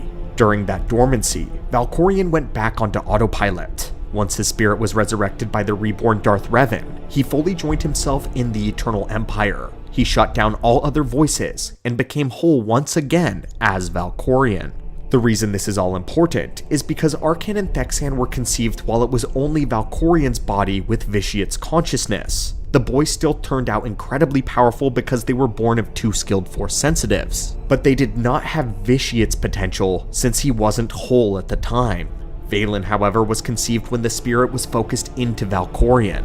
So our theory is that this is the reason that Vaylin turned out so strong. She was conceived in the full spirit, and therefore had his full potential. We might say that the boys inherited the most basic of their father's ability, but Vaylin got the parts of him that had already absorbed an entire planet and thousands of Sith Lords in the ritual of Nathema. This is a unique situation, because it only could have happened with this specific Sith, a Sith who moved his essence around several different vessels at a time. Again, this has not been fully confirmed, and may never be, since the story of the Eternal Empire was concluded some time ago. But it didn't stop us from noticing these specific factors lining up to create one of the strongest Force-sensitive beings in the entire Star Wars verse. If our theory is true, then Vaylin was born with the power that Valkorion had to attain through 1,000 years of consuming energy and terrible Sith rituals. Suddenly, her broken power makes total sense. But what do you think, guys? Does our explanation make any sense to you? And tell us, is the Eternal family as interesting to you as it is to us? We find them to be unique Force sensitives because even though they're more dark side leaning, they still find themselves as a third party to the Jedi and the Sith struggle. They don't limit themselves to either part of the Force, and the Eternal Empire would use this to dominate the galaxy for a great time. And of course, Vaylin herself feels less like a person and more like an entity of destruction, just like her father. Mace Windu once wrote something in his private journals that almost no one talks about, a confession so shocking that it changes everything we think we know about Jedi strength, raw power, and the true nature of the Force. Windu admitted that a man on the world of Harun Kal, a man with no formal training, no lightsaber instruction, and no guidance from any master, possessed raw potential that reminded him of Yoda, a presence that could match the weight of Anakin Skywalker, a current of instinctive energy so overwhelming that Windu believed that even on his very best day, he could not defeat this man in a straight fight. That man was Kar Vaster. And what makes that revelation even more haunting is that Kar Vaster was not a stranger to Mace Windu. He was not an enemy born of some foreign distant world. He was not a monster shaped by Sith teachings. Kar Vaster was Windu's Doshalo, his clan brother, one of the last surviving members of the Gosh Windu, the ancient Korran bloodline which Mace Windu himself has descended. Both men were the children of a lost Jedi lineage, Jedi who had crashed on Harun Kal thousands of years before the Clone Wars and had been swallowed by the jungle. Their descendants became the Korunai, a people of whom the Force was instinct, not philosophy, survival, not serenity, a people whose language held no word for peace, just as the ancient Sith purebloods knew no such concept as well. Among the Korunai, the dark side was not corruption or ambition. It was nature. It was life and death. It was the order. It was the only way to survive a world that kills anything that is unprepared to fight. Mace Windu was taken from Harun Kal as an infant, raised in the Jedi Temple, shaped by training, discipline, and the teachings of the light. Kar Vaster was raised by Harun Kal itself, abandoned in the jungle at 14, forced to survive alone for more than a year, fed by the living force that the Korunai call the Pelekotan, the jungle mind. One child became a Jedi Master, the other became a vessel of instinctive power, a conduit for a planet that knows only struggle. Two brothers, one adopted by civilization, one adopted by the wild. This divide in destiny sets the stage for one of the most powerful and tragic confrontations in all of the Clone Wars. Because Kar Vaster did not simply wield the Force, he absorbed it. He let it flood through him without restraint until it became something ancient, something primal, and something closer to the first Sith than any Jedi of the era ever realized. And yet, he was not evil. He did not embrace darkness to dominate. He embraced it to live. He embodied the instinct of the Korunai, a people born of lost Jedi who adapted to a world where violence is the only constant. This is the story of Kar Vaster, a man whose raw strength rivaled the greatest Jedi of his age, a man who shattered Depa Bilaba's mind, a man who forced Mace Windu to confront the truth of their shared heritage and the darkness of Harun Kal. A man who in the end found respect for Luke Skywalker, the first Jedi of a new era who understood him in a way the old Jedi Order never could. It begins with the last two sons of Gosh Windu, meeting on the world that created one and nearly destroyed the other. In order to understand why Mace Windu compared the power of Kar Vaster to the natural might of Anakin Skywalker, you have to understand Harun Kal. Because Kar is not just the son of the jungle, he is its voice, its chosen expression, a living extension of a world that shapes the Force in ways no other planet does. Harun Kal is a world where the rules of nature twist sideways. Nick Rostu described it best. When you come to Harun Kal, you expect things to work a certain way, but they don't. Not because the world is inverted, but because the world follows its own logic. Storms melt metal, insects implant flesh, fungi digest vehicles in days. From orbit, the planet looks like an ocean world, but the ocean is a poisonous gas churned upward by volcanic pressure. Only the tallest mountains and plateaus rise high enough to hold breathable air.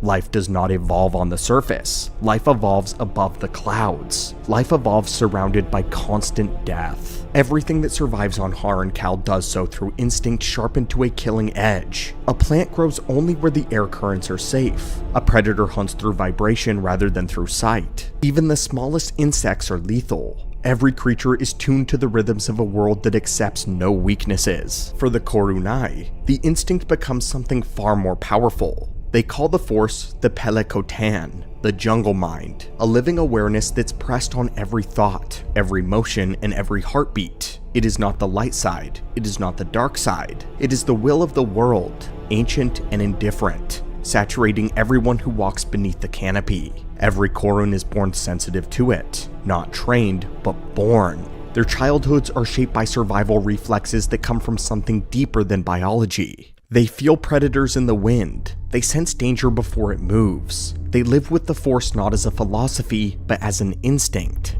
This is why the Korunai have no word for peace. Just like the purebloods of Korriban, they have never seen it. The Force is expressed through nature as a tool of life and death, not a spiritual ideal. It was here where Carvastor was abandoned, forced to drink from poisonous streams, to fight predators with his bare hands, surviving storms that flay armor from metal. For more than a year, he endured conditions that would break any trained Jedi Knight. Where a Jedi relies on discipline, Vastor relied on instinct. Where a Jedi listens to the Force, Vastor listened to the wind. Where the Jedi seeks harmony, Carvastor sought to live another day.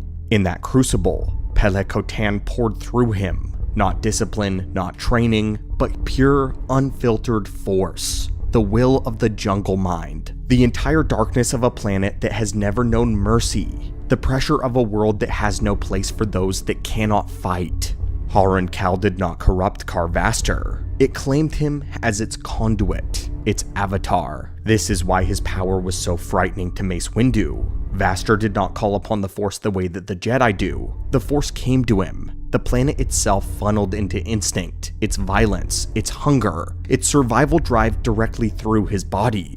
Windu could sense it immediately. The weight of Vastor's presence felt like Yoda's size in the Force. The pressure of his spirit felt like Anakin's volcanic potential. Not because Vastor trained to reach that level, but because the world that created him poured its every power into him without restraint. Harun Kal gave its children two very different paths. Mace Windu walked away from the jungle and became one of the greatest Jedi in history. Carvastor stayed in the jungle and became the living embodiment of its will. Two sons of the same clan, two heirs of the same lost Jedi lineage, two destinies shaped by the same world, one through civilization, one through nature. And the world that created Carvastor was not done with him. It was preparing him for a war that would drag him to the surface, turn him into a leader, and place him beside Depa Billaba at the moment that her mind shattered. To understand Carvastor's rise, you have to understand the Summertime War. On Harun Kal, war is not an interpretation of life. It is a season. It's a cycle. It's a heartbeat of a people who have never known stability. Mace Windu once said that for the Korunai, there is no after the war. The war is all that there is. No Korun alive was old enough to remember peace. None allowed themselves to even imagine it. The Summertime War began decades before the Clone Wars as a dispute between the Korunai and the Balawai settlers who tried to claim the highland jungles for profit. The Korunai needed the Grassers, enormous beasts that carved paths through the forest. They needed them to plow safe routes when the winter cold arrived. The Balawai wanted the jungles untouched, believing they could harvest their resources and sell them off-world. Two people, two needs, two incompatible visions of survival. It started with sabotage, it escalated with ambushes, and later war. And because Harun Kal is a world built on conflict, the war did not fade. Each year when the snows melted, the fighting always returned. Brigades marched, grassers fed, and the jungle soaked in blood and roared with renewed power. Generations were raised knowing nothing except the Summertime War, a cycle of violence that mirrored the planet's own violent rhythm. Into this storm rose Carvastor, a boy who had survived the jungle, a youth whose instincts were already sharper than steel, a boy who felt the pressure of the Pele-Kotan like a breath on his neck. Carvastor formed the Ak Guard, a warrior brotherhood who fought with vibro shields forged from the very ancient starship metal of the lost Jedi ancestors. Shields that could deflect blaster fire as easily as a lightsaber. Shields that echoed the weapons of the Jedi, yet twisted into something brutal and primordial. A dark mirror of the order that Mace Windu served. The Ak Guard fought with instinct, never discipline, with aggression and not serenity. With the jungle's rhythm, not a Jedi's discipline and training. And for a time, the Balawai had no answer for them. But everything changed when the Separatists arrived. They armed the Balawai with vulture droids, air support, and high-end weaponry. They offered victory in exchange for control of the system. And suddenly, the Korunai were not fighting settlers. They were fighting an army backed by Count Dooku himself. The war consumed Harun Kal, and in the middle of it stood Carvastor, thriving in the carnage, empowered by the Pele-Kotan's darkness, and becoming exactly what the jungle needed. A living weapon, a Lor Pelek, the avatar of the forest. It was into this hellscape that walked the Jedi Master Depa Billaba. a Jedi trained in Vader, a Jedi whose mind was already strained by the rising darkness of the Clone Wars, a Jedi whose fate would become bound to Carvaster, and whose fall would force Mace Windu to return home. The Summertime War had made Carvaster a leader, but it would be Depa Billaba who turned him into the shadow that nearly broke Windu. Depa Billaba came to Harren Kal as a Jedi Master. She was calm, centered, a survivor of Nar Shaddaa. She had stood beside Mace Windu on front lines of countless battles. She was trusted enough to be made general in the Grand Army of the Republic. But Harren Kal was unlike any battlefield she had ever known. This war was not a campaign, it was this cycle. It did not begin or ever end. The jungle pressed itself into every breath she took, filling her dreams with fevered images. Her headaches grew worse, her sleep fractured. Her mind began to slide sideways into a place where instinct drowned out reason. She had been sent to stop the separatist interference on Harren Kal, but instead, she fell into the oldest conflict of the planet. She rose to the top of the Upland Liberation Front. She stood directly beside Carvaster, fighting not as a Jedi, but as something the Corunai had never seen. They adored her, and they followed her. They believed her to be a goddess, and Vaster, the Lord Pelek of the Corunai, treated her not as a foreigner, but as one of them. This was the danger, because standing beside Carvaster meant standing inside of his shadow. He was a conduit of the Pelekotan, the jungle mind, not the light, not the force as the Jedi knew it, but the world itself. This was a presence so overwhelming that it seeped into Depa through every moment that they fought together. Every time that Carvaster took a life, she sensed it in the Force. Every death on the battlefield echoed in her mind. The aggression of the Ak guards pressed against her thoughts. Vapad is meant to channel darkness safely. It lets a Jedi turn their inner shadow into motion without being consumed by it. But Vapad cannot withstand a planet's shadow. It was never built to contain the Pelekotan. Vapad reflected Depa's inner darkness. Pelekotan amplified it. Vaster's presence magnified even that. The jungle didn't just corrupt her, it attempted to absorb her. Eventually, her mind broke. She transmitted a holo recording directly to Coruscant, a message discovered in the mouth of a corpse. Jungle sounds, screams, blurred violence, and Depa's voice whispered that she had finally gone sane, that Mace should never have sent her there, that he would come for her, and she wished that he would not. By the time that Mace Windu reached Harren Kal, Depa was almost unrecognizable, thin, hollow-eyed, her hair hacked short with a blade, the greater mark of illumination torn from her forehead, her robes filthy and fraying. She looked at him with a serenity that terrified him more than any darkness. She was gone, consumed by the war, consumed by the jungle mind. When Windu confronted her, she fought with a frenzy that he had never seen from her. Each strike carried the force of an Ak guard's dying blow, their deaths feeding Carvaster and her own. She screamed like an animal trapped between worlds, each attack of Vapad fueled by the pure instinct that Vaster had radiated. This was not Depa Billaba losing her mind. This was Depa Billaba losing her place in the Force. Her mind was taken because she understood too much. She was too empathetic, too connected, too willing to feel the pain of the wounded people. She opened herself to a world that had no boundaries, and Carvaster, the conduit of that world, overwhelmed her. She did not fall because she was weak. She fell because the planet left no room for Jedi, only for survivors. It was this fall that forced Windu to confront the brother that he had never known, and the darkness of the world that may have been his own destiny. The moment Windu sensed him in the Force, he felt the weight of his presence, the raw animal power, the storm of instinct. It radiated through the jungle like heat. It clung to the shadows. It pressed against his throat. Carvaster was not hiding. The jungle announced his presence. Mace saw devastation everywhere. Burned villages, abandoned settlements, the Balawai militia torn apart by vibro shield strikes, children orphaned in the crossfire. The war had escalated beyond any rational cause. As Mace pushed deeper into the jungle, he encountered vision after vision, shadows moving where no living being stood, voices whispering to him, the Pelekotan pressing at the edges of his awareness, the same pressure that broke Depa. But Windu resisted it with his training, his discipline, and his true mastery of Vapad. And yet even he could feel the pull. Harun Kal was calling him home, and Kar Vaster was calling him to battle. When they finally met again, Windu saw the truth carved into Vaster's skin. He was enormous, broad enough to rival a Wookiee, muscular to the point of inhumanity. His teeth were sharpened to needles. Every breath fogged the air with the heat of his rage. And yet, when he looked at Mace, there was no hatred. There was recognition. They were clan brothers. Windu, a name that was tied across generations. A reminder that they shared the same ancestral blood. For a brief moment, Mace saw the boy Vaster may have been.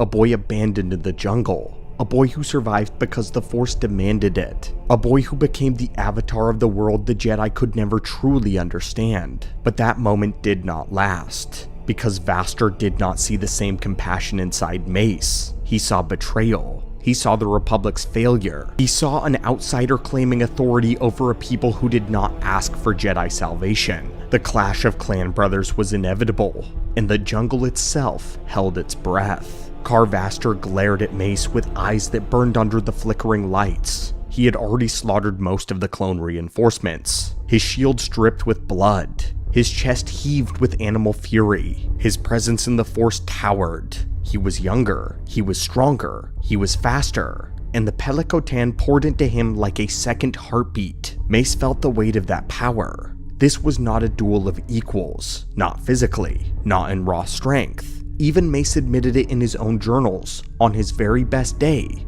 Vaster would beat him. And this was not Mace's best day. He was wounded, drained, bleeding from Deppa's lightsaber strike, still reeling from the psychological weight of watching his Padawan fall into madness. Yet he stood his ground. Vaster roared. The sound shook the corridor. He lowered both vibro shields and charged with the full weight of a man heavier than Vader. His steps were so forceful that they cracked the floor. He moved with terrifying speed despite his size, each stride fueled by a predator's instinct. This was not a duel, it was a hunt. Vaster intended to crush Windu beneath pure momentum. Mace knew that he could not block him. He knew he could not overpower him. He knew a direct clash would break him. So he did what no Corran warrior could.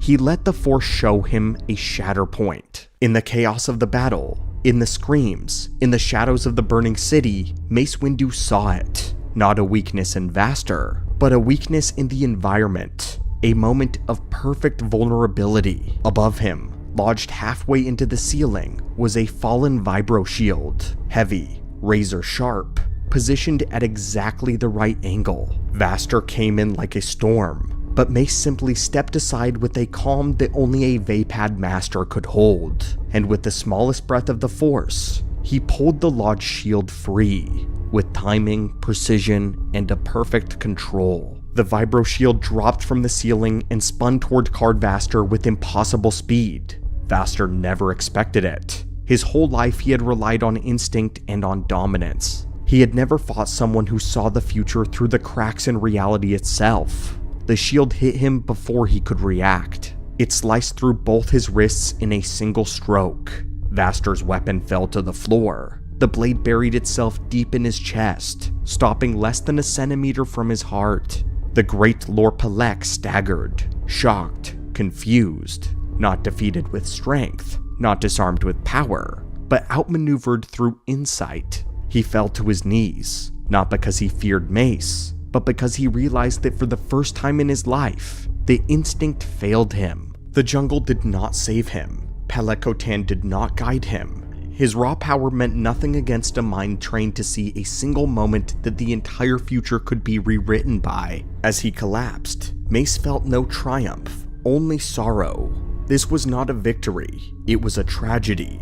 A brother forced to injure a brother. The corridor was littered with the bodies of clones and guards. The air smelled of metal, smoke, and wet earth. Mace had survived, but the price of survival is just the beginning. The fate of Deppa Balaba. Mace found Deppa lying near the excavation that she had carved into the floor, her lightsaber abandoned beside her. When she regained consciousness for a brief moment, she tried to take her own life, pressing her saber against her temple in despair, but she was stopped. Her mind, however, was broken by a force the Jedi never understood, not by the dark side as the Jedi defined it, but by the Pelicotan. The violence, the hunger of the jungle mind. She was taken back to Coruscant in a coma, unresponsive even after her physical wounds had fully healed. Her eyes remained open, but her spirit was gone, lost in the echoes of the war and the imprint of Kar Vaster's presence. The healers of the Halls of Healing could not reach her. Even Trey Sa, Windu's older master, attempted to call her back through meditation, but Depa remained somewhere the Jedi could not follow. She survived, but she was lost. Kar Vaster survived his wounds as well. He remained silent as he was loaded onto a Republic transport, his hands bandaged, his chest bound with heavy armor plates. He growled only once as a trooper locked restraints around his arms, but he did not resist. Perhaps the fight had been drained from him. On Coruscant, he was placed in the Jedi Temple itself, in a deep detention level reserved for beings considered too dangerous for the courts. His wounds were healed, his hands repaired, but the healers avoided his eyes. He radiated an intensity that unsettled even those trained to treat Sith Lords. He was charged with crimes against civilization, a charge so severe that it had not been used since the Great Sith War, a charge reserved for beings who had committed acts beyond murder or rebellion, acts that violated the foundations of sentient life. Kar Vaster, the Lord Palek of the Haran Kal, became a prisoner in the heart of the Republic. For the first time in his life, the jungle was silent. His time under the Empire is a mystery. Years passed, and Kar Vaster's story may have ended in captivity, forgotten deep in the shadows of the temple, if not for the Battle of Mindor, during Luke Skywalker's campaign against the remnants of the Imperial warlord known as Chronal. His body was stolen and infused with dark side alchemy, using his body as a puppet in Chronal's mad designs. He was forced to hunt Leia, forced to fight Luke, and forced to endure his possession. But Luke Skywalker was not Mace Windu. Luke reached out to Vaster in the middle of the duel, not with aggression or with fear, but with understanding. He sensed the Force locked inside him like a damaged circuit. He sensed the boy who had survived the jungle alone. He sensed the echo of the lost Jedi who had founded the Gauche Windu. Luke freed him from Chronal's control, and in this moment, he fought beside the Jedi. Not as a predator or as a warlord, but as a man who finally found someone who understood the instinct and the pain that drove him. When the fires of Mindor burned out, he did not flee from Luke. He chose to stand with the Jedi of a brand new era. And that is the last of the story that we can confirm for Kar Vaster. There are moments in Star Wars lore where a single line from a Jedi Master forces you to stop and to reevaluate everything you thought you knew. In Shatterpoint, we have one of those moments. While recording his experiences on Haran Kal, Mace Windu wrote something almost unbelievable, something that fans skim right past. He said that Kar Vaster's raw presence in the Force reminded him of two other beings, Yoda and Anakin Skywalker. This is not an exaggeration, it's not flattery. This was Windu, at the height of his perception, in the middle of the deadliest war of his life, struggling to define the scale of what he felt radiating off of the Lord Palek. Here's where the comparison gets insane. Kar Vaster wasn't a Jedi, he wasn't trained, he had no technique, no forms, and no discipline. He fought with instinct and emotion, with the primal force of the world pushing him forward. Yet Windu, one of the most disciplined Jedi in the Order's history, sensed in Vaster the same kind of overwhelming raw potential that he associated only with the Chosen One and the Grand Master of the Jedi Order. This should not be possible, but on Haran Kal, everything works differently. Kar Vaster was born with the natural potential of a Corran Force wielder. He descended from the same ancient bloodline as Mace. He inherited the same spark, the same rare genetic sensitivity that crash-landed Jedi brought to the planet generations earlier. But he grew up on the Pelicotan, inside a living Force nexus that does not reward peace, serenity, or wisdom. A Force nexus that amplifies survival, rage, instinct, and raw physical power. When Windu says that Vaster would defeat him on his very best day, this is not modesty. This is a tactical assessment from one of the Order's greatest duelists. On strength alone, on raw output, Vaster outclasses Windu. And that is where Star Wars reminds us that power has layers. Anakin had the highest potential, yet he still lost to Obi-Wan. Kar Vaster is terrifying, but he could not match Mace Windu's clarity, nor the precision of a Jedi Master trained since infancy to read intention, timing, and most importantly,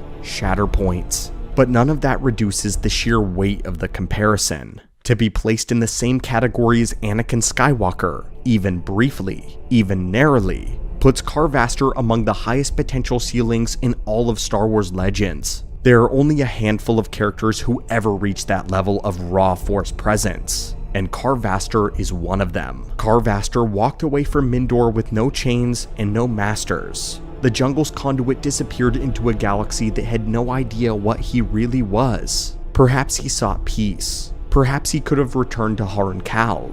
Or perhaps he gave rise to something far more dangerous. There was once a Sith Lord so dangerous, so relentless, that it took the combined might of the entire Jedi High Council to destroy him.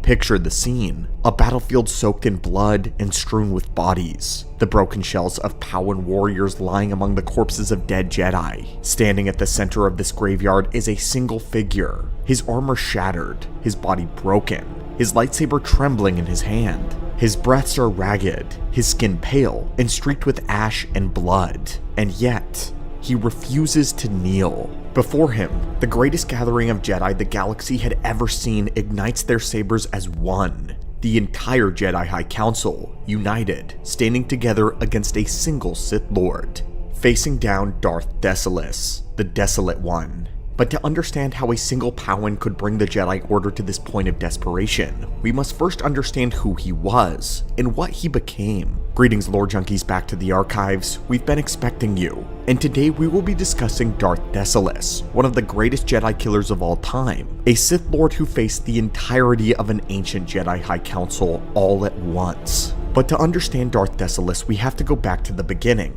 before he was a Sith. Before he was known as the Destroyer, he was known as the Sword of the Jedi. Long before his name became a curse in the halls of the temple, Desolous was a Jedi Master who was renowned. Born a Pauwan around the year 3522 BBY, he was unlike many of his peers in the Jedi Order. Where others sought wisdom, diplomacy, or meditation, he sought something else. He sought combat. To him, battle was not a distraction or a temptation, it was the purest form of truth. Through conflict, the Jedi revealed who they really were. Through combat, peace would be secured. It was through the lightsaber, not the council chambers, that the galaxy could be protected. His peers may have whispered about this obsession, but when the galaxy called for champions, the Jedi always sent him. To Outer Rim sieges, to battlefields where Jedi had fallen, to hopeless missions where no knight could ever hope to prevail. And again, he returned victorious. Impossible tasks, unthinkable victories, unimaginable odds, all achieved through his lightsaber and his will. To his mind, he was the Jedi Order's greatest weapon. He was the sword of the Jedi,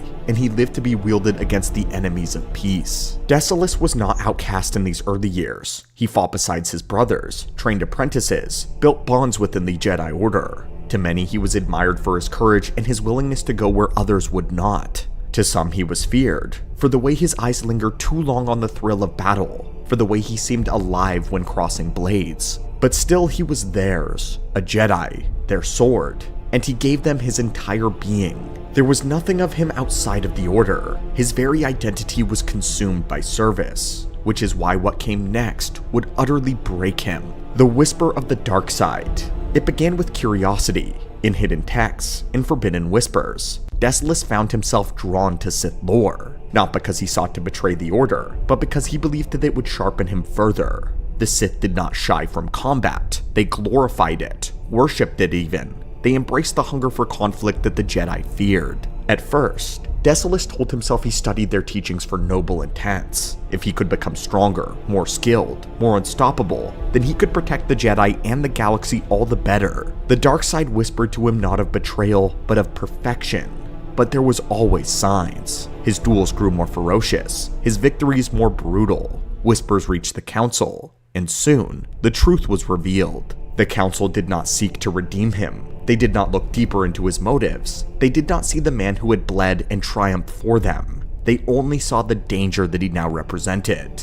And so, without hesitation, they cast him out. In that moment, his galaxy collapsed. Every bond he had built, every life he had trusted, every brother he had fought beside, severed all in an instant. The order that he had given everything to had now abandoned him, and for a man who had lived as nothing but the Jedi sword, there was nothing left. He was hollow, alone. His heart was desolate. Sadness quickly turned to anger, like gas igniting. His pain became fury. His loneliness became hatred. If the Jedi had hollowed him out, then he would hollow them in return. If they had cast him aside, then he would make them bleed until they could never forget his name. And so he shed the name of the Jedi Master that he had once been, and he called himself Darth Desolous, the Desolate One. Unlike other Sith, he did not dream of an empire. He did not hunger for the throne. His purpose was singular: vengeance. He would become the greatest Jedi killer the galaxy had ever seen. But first, he would need an army. When Desolous fell, he did not raise an army of Sith apprentices. He did not gather warlords or schemers from the shadows. Instead, he returned home, to his own people, to the Powans. And it was here where his vengeance became something more sinister. The Powans had always been disciplined, sharp, calculating, but under Darth Desolous they became something else entirely. He twisted their culture into an instrument of war. He promised them strength, pride, and vengeance against the Jedi who had scorned them, and they followed him, not because he wielded the Force, but because of his charisma, his fury. His command bent them to his will. What he gave them was training, not the training of Jedi, but the training on how to kill Jedi. Desolous's greatest advantage was not his lightsaber, it was his intimate knowledge of the Jedi Order. He knew how they fought, he knew how they moved, what they trusted, and where they hesitated. And now, he taught those secrets to his people. Powan soldiers drilled relentlessly in the arts of precision, formation, and ambush. They learned not to fight as individuals, but as a coordinated machine, a living extension of Desolous. He turned ordinary beings into slayers of Jedi. This was a corruption unlike any other Sith had attempted. He did not just corrupt himself, he corrupted his entire culture. But he had a secret. Desolate was not finished. In Sith holocrons, relics of an older age, he uncovered something forbidden, something designed for one purpose: the destruction of the Jedi. What Desolous discovered was cortosis, an ore so rare, so dangerous, that even a glancing strike would short out a lightsaber. The weapon that defined the Jedi Order for millennia could be made useless in an instant. For Desolous, this was revelation. This was vengeance made physical. He forged cortosis into shields and spears, placing them in the hands of his Powan soldiers. Suddenly, they were no longer just disciplined fighters. They were terrors from a Jedi nightmare. Against Jedi who trusted their lightsabers, they were unstoppable.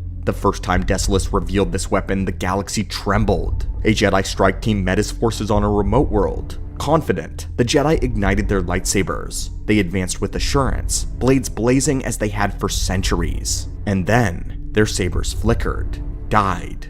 One by one, their weapons sputtered out as cortosis shields caught them. For the Jedi, this was unthinkable. Their most sacred weapon extinguished in their hands. And in a moment of shock, Desolous's soldiers surged forward, cutting them down. Survivors spoke of horror, of Jedi disarmed, forced to fight barehanded, swarmed by warriors trained specifically to kill without mercy. The battle marked the beginning of a nightmare that would stretch across the galaxy, the Invisible War. And from that moment on, Desolous unleashed terror. He did not fight in the open, he struck from the shadows. His armies became raiders, phantoms, executioners, ambushes on remote outposts, hit-and-run raids on convoys, deceptions that lured Jedi strike teams into kill zones. Every tactic designed not just to kill a Jedi, but to humiliate them, to strip away their pride, their faith, and their strength. Nearly 2,000 Jedi fell in this invisible war. The Jedi Order, which had once looked upon him as their greatest sword, now bled from wounds that he inflicted.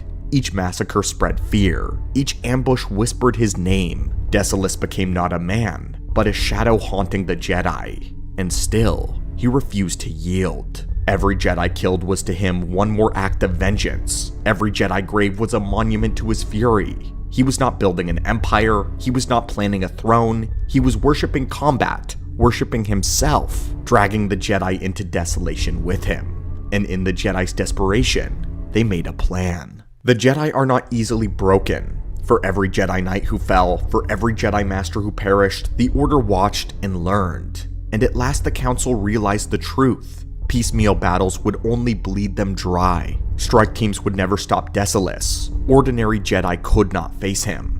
Desolous had to be cornered. He had to be drawn into a trap. And so the Council devised a plan. They placed a small Jedi force on the remote world of Yaga Minor, vulnerable, isolated, seemingly exposed. To Desolous, it was irresistible. Another slaughter waiting to happen. Another victory that would etch his vengeance deeper into history. Darth Desolous took the bait. The trap at Yaga Minor. When Desolous descended on Yaga Minor, he believed it would be another victory, another massacre to add to the tally. His army struck swiftly, crashing into the Jedi defenders with terrifying precision. Cortos' shields caught sabers, Powan spears pierced defenses, and the Jedi fell in the opening charge.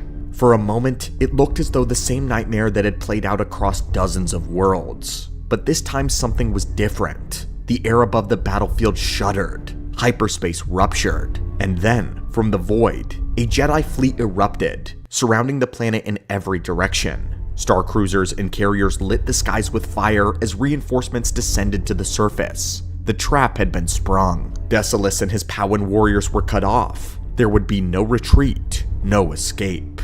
And so began the carnage. The battlefield descended into chaos. Wave against wave of Jedi surged against his Powan formations. Cortos' shields clashed with lightsabers, spears drove into Jedi lines, and bodies piled high on both sides. Desolous himself carved a path of destruction, through Jedi masters and knights alike, his fury and hatred giving him strength even as exhaustion began to gnaw at him.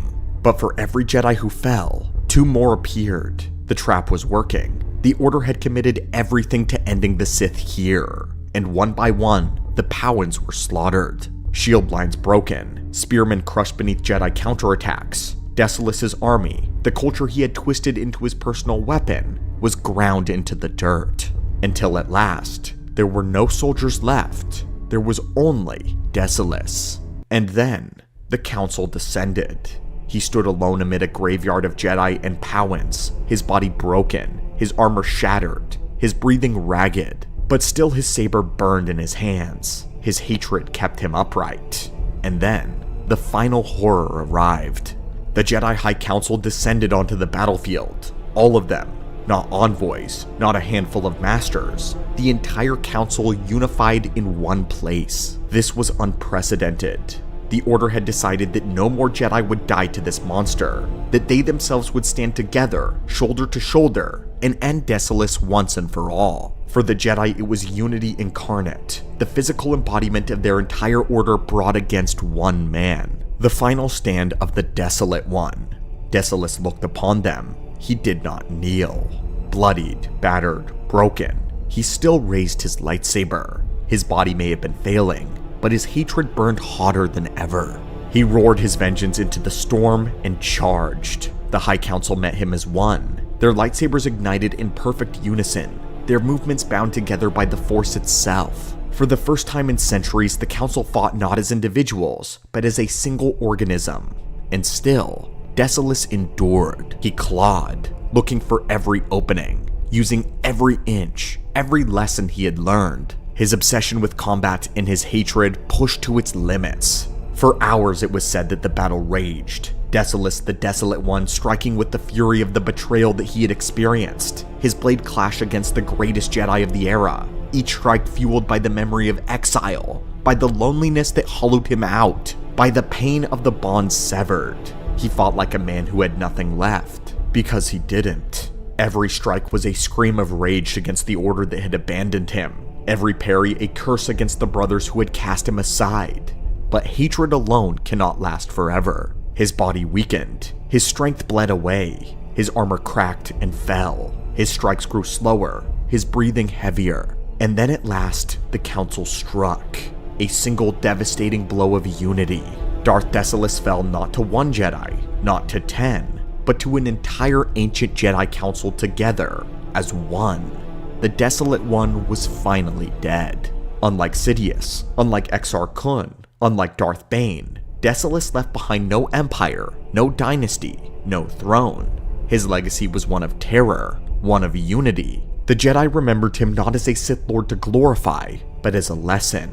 The time the Jedi High Council had stood together as one against the embodiment of vengeance. His image was preserved in the Jedi trials. There, Padawans would face a simulacrum of the Desolate One, forced to confront their own fears, just as the Council had once confronted his rage. Even centuries later, the name Desolous lingered as a curse. Darth Desolous, the Desolate One, the Jedi's abandoned sword, who turned his fury against them, and who required the United Order itself to destroy. A broken warrior, his body failing, his lightsaber still burning in his hand, and before him, the Jedi Council igniting their lightsabers in unison. In that moment, the galaxy witnessed something unprecedented. The purest embodiment of the dark side's vengeance facing the purest embodiment of Jedi unity. Darth Desolous was remembered not for what he built, but for what he destroyed. He was remembered not for conquest, but for slaughter. He was one of the greatest Jedi killers the galaxy had ever known, one of the greatest warriors, a man who corrupted his people, who armed them with nightmares, and who carved his name into history through blood. The Desolate One, and his story stands as both a warning and a lesson that even the greatest darkness can be overcome when the Jedi stand together as one. There are many names buried in the long history of the Sith Order, lords who conquered empires, shattered worlds, and defied death itself. But among those countless shadows, there is one whose name lingers differently, not as a conqueror, not as a savior, but as the whisper that made the Sith afraid of their own reflection. They called her Darth Phobos. Little survives in the archives that is certain. Fragments from corrupted holocrons, half-burned temple scrolls, scattered references from both Jedi and Sith chronicles. Each agrees only on this. Darth Phobos was the terror that turned the predator into the prey. The Sith, who worship power and fear nothing but weakness, turned against her. And centuries later, when her influence spread like a poison through the galaxy, Jedi and Sith were forced into an uneasy alliance, an event so rare, so unthinkable, that every historian treats it as legend rather than record. How powerful must a single Sith have been to make the dark side itself recoil? What kind of being could bend the masters of fear through fear itself? To understand why her existence fractured the order that raised her, one must go back to where the sand first stirred on Korriban, to the stories of a child born among tombs, to a woman whose beauty was as disarming as her mind, and to a darkness that learned not merely to wield fear, but to feed upon it. This is the tale of Darth Phobos, the hidden fear. The story begins on a world that was never meant to breathe again. Korriban, the tomb world of the Sith, where the bones of empires slept beneath red storms. For millennia, the Jedi forbade life there. It was a wound in the galaxy left to scar over and to fade. And yet in the stillness of that dead world, life did return. No one agrees on how. Some say that deep within the Valley of the Dark Lords, a dying Thelian priestess performed a final act of devotion, a ritual to awaken Korriban's slumbering heart. They say the ritual consumed her, drawing the planet's remaining power into her womb. When she died, the tomb itself exhaled, and from that breath, a child was born. Others whisper of a secret cult that survived among the crypts, remnants of the original Sith species who refused to abandon their ancestral world. They claim the child was prophecy, a sign that the dark side had not yet died there.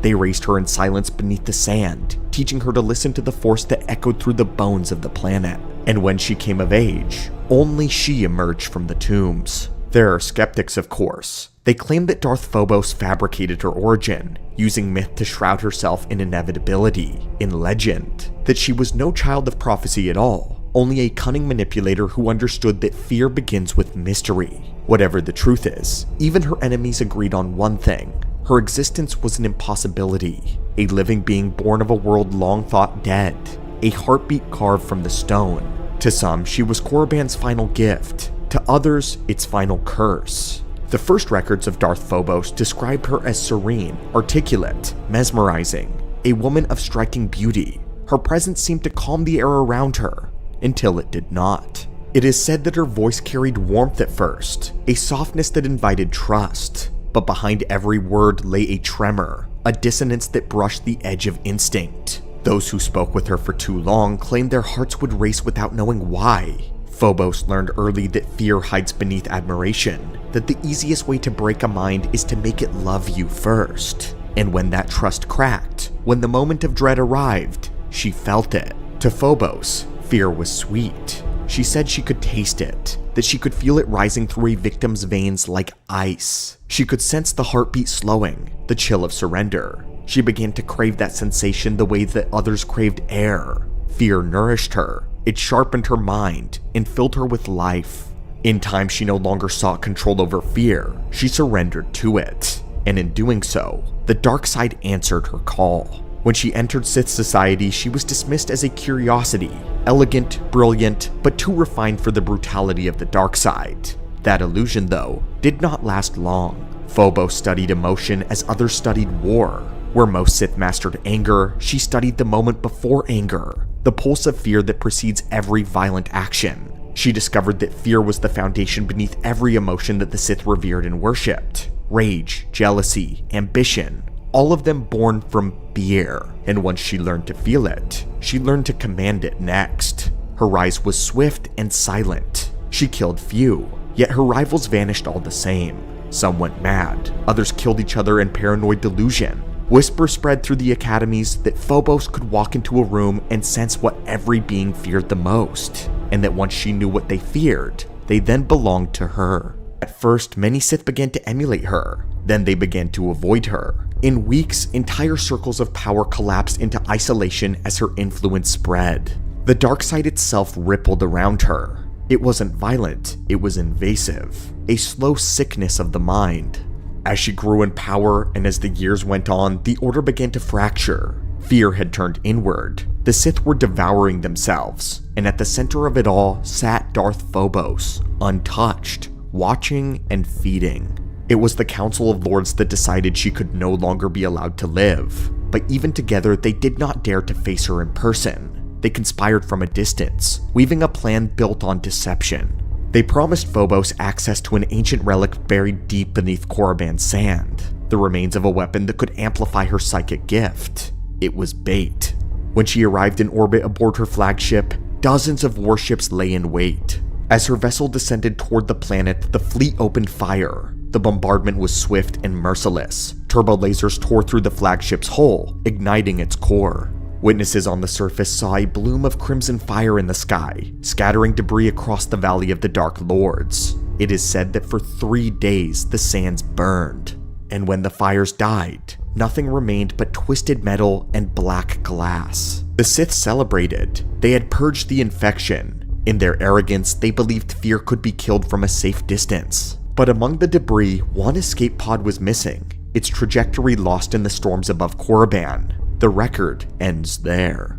For a time, the galaxy believed that Darth Phobos was dead, but fear's not so easily buried. It waits, it listens, it evolves, and it remembers. The cult of the Undying. For decades, her name faded into rumor. The Sith carried on, fractured but functioning, convinced the infection had been burned out of their blood. But across the Outer Rim, small disappearances began. A mercenary ship found adrift, its crew gone. An outpost on Droman Kos wiped clean overnight. No signs of struggle, no trace of killers. Only the same sigil carved into the walls and hulls alike. A Thelan rune meaning fear. The symbol spread, whispers returned, and in time those whispers became sermons. From the void came a new faith, a network of fanatics calling themselves the Devoured. They spoke not of the dark side, nor of the Force, but of a voice that guided them in their dreams. They claimed that Darth Phobos had transcended mortality, that when the Sith struck her down, she had not died but become something greater. They preached that through perfect understanding of fear, she had discovered the only true path to immortality, to live within the minds of all who felt it. Among her followers, she was not a lord or a teacher, she had become a demonic entity, a god. The cult grew in secret. They abandoned their names, carved her symbols into their skin, and whispered her doctrine. That fear was not weakness, that fear was life itself. To feel fear was to remember existence, to sense one's own mortality and thus taste eternity. And through that fear, Phobos watched them all. Those who served her claimed she could see through their eyes. They heard her voice not in meditation, but between breaths, soft, seductive, coaxing. She never shouted, she never commanded, she simply suggested.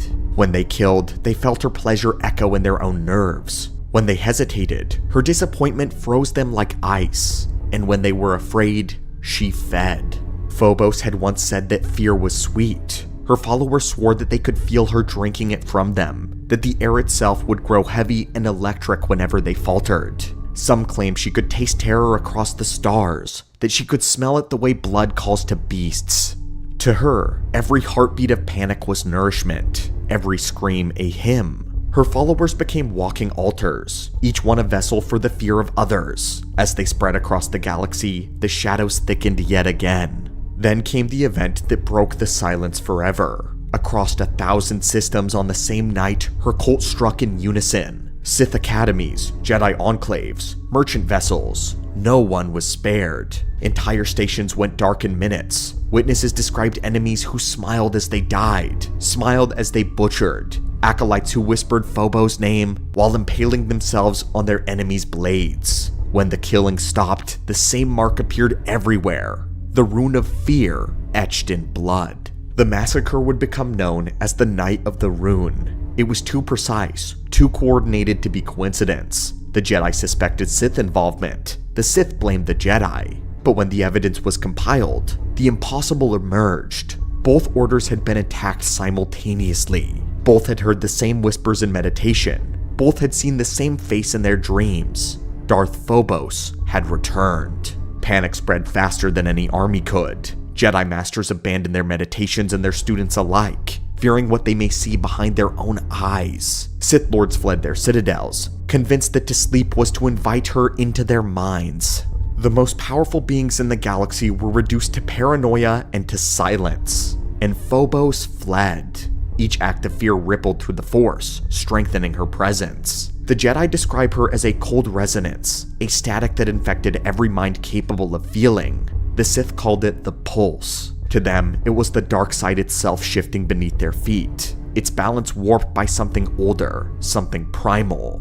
The Sith tried once more to hunt her down. They burned worlds suspected of harboring her cult, but every fire only spread her legend further. The Jedi attempted exorcisms, isolation, even complete detachment from emotion, but that only made the fear stronger when it inevitably returned. The orders began to realize a truth that neither could accept. Darth Phobos had not only survived their attempt on her life, she had transcended death.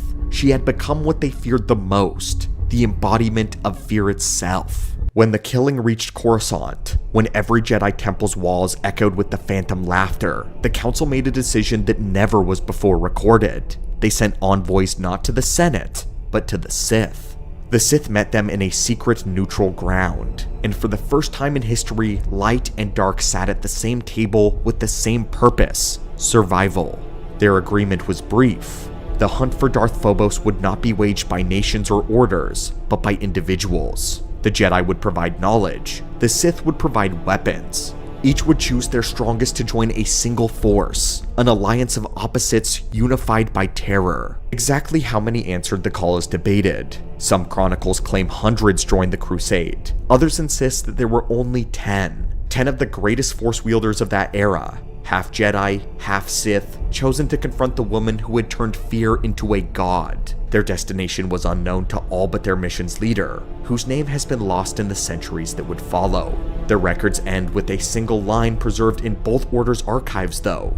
The trail leads back to the tombs, to Korriban, or what remains of it. From that moment, the story passes beyond history and into legend. What follows cannot be confirmed, only remembered. They say fear unites nothing. They were wrong, because in the end it was fear that brought the Jedi and the Sith together. Fear of a woman neither order could control. Fear of what she had become.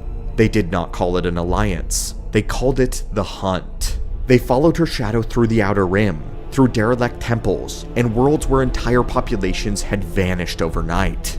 Each ruin bore the same mark carved into the stone, the rune of fear. At last their trail ended on a dead moon near Korriban, a place the Force itself seemed to recoil from. And there, beneath red clouds, stood a black temple, ancient, silent, and waiting. The descent. They made their approach in silence. No wind, no sound, only the echo of their own breath inside the helmets of their suits, their armor. The surface was a graveyard. Around the temple, hundreds of bodies knelt in perfect rings, hands clasped, heads bowed. They were not decayed, only drained. The skin clung to the bone like paper. Their mouths hung open, as though caught in the middle of a prayer. Some say their eyes still looked upward, frozen on something the living could never see. The hunters moved between them without speaking. Every step echoed too loud, and everywhere in the stillness, the Force again began to whisper. Inside the citadel, the air was thick. Every breath felt heavy, like drawing darkness into the lungs. The temple walls pulsed faintly, veins of red light crawling through the stone as if the building itself was alive.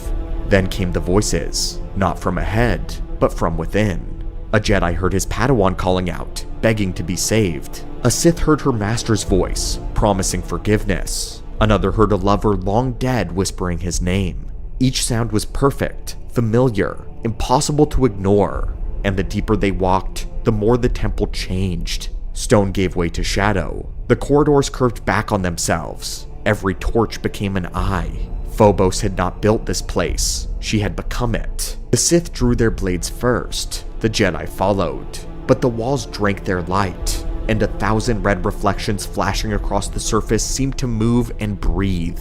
They struck at phantoms that bled smoke, at loved ones that screamed when the blades found them, and when all the illusions broke, they found each other's faces beneath the cuts. Fear fed the walls. Every heartbeat made the temple stronger.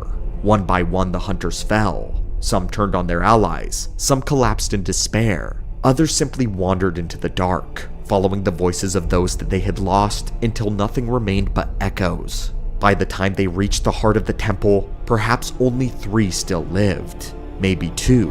No one knows for certain. What happened next has never been agreed upon. Some say she waited for them, serene, radiant, unarmed, that she smiled when they entered, and that every thought of violence drained away. That they saw in her not a monster, but something perfect, the beauty of dark made flesh. Others say that she was never there at all, that her voice came from the walls, from the air, from inside their minds, that they fought the sound itself until they realized there was nothing left to strike.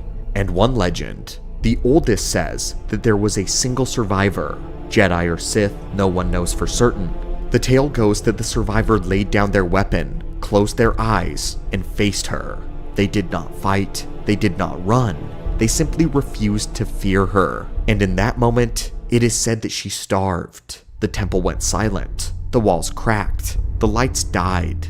Whether she perished, fled, or ascended beyond flesh, no one can say. Only that when the sun rose over that moon, that the temple was now empty. A single ship left orbit before dawn. Its pilot filed no report, sent no message. The only record left behind were 6 words scrawled into a corrupted data log. She is gone, only for now. The Jedi archived the mission as a victory. The Sith called it purification, but neither ever spoke of it again.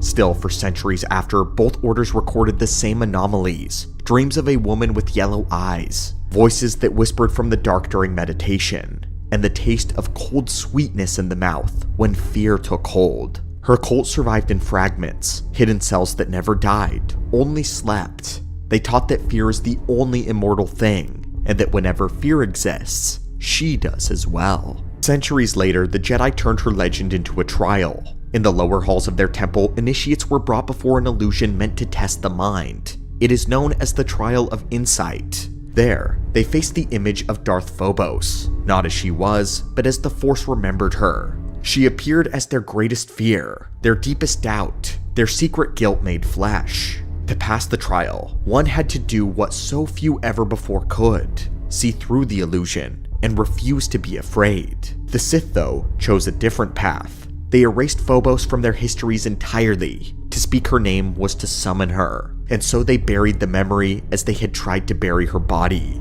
But legends have long memories. They wait in silence. They whisper through cracks in stone and dreams in the dark. Because fear cannot be destroyed. It only ever sleeps, waiting to be felt again. And somewhere beneath the dust of Korriban, a temple of black stone still stands. Its walls still listen. Its shadows still hunger, and in the space between heartbeats, when courage falters and the air turns cold, a voice still whispers through the Force.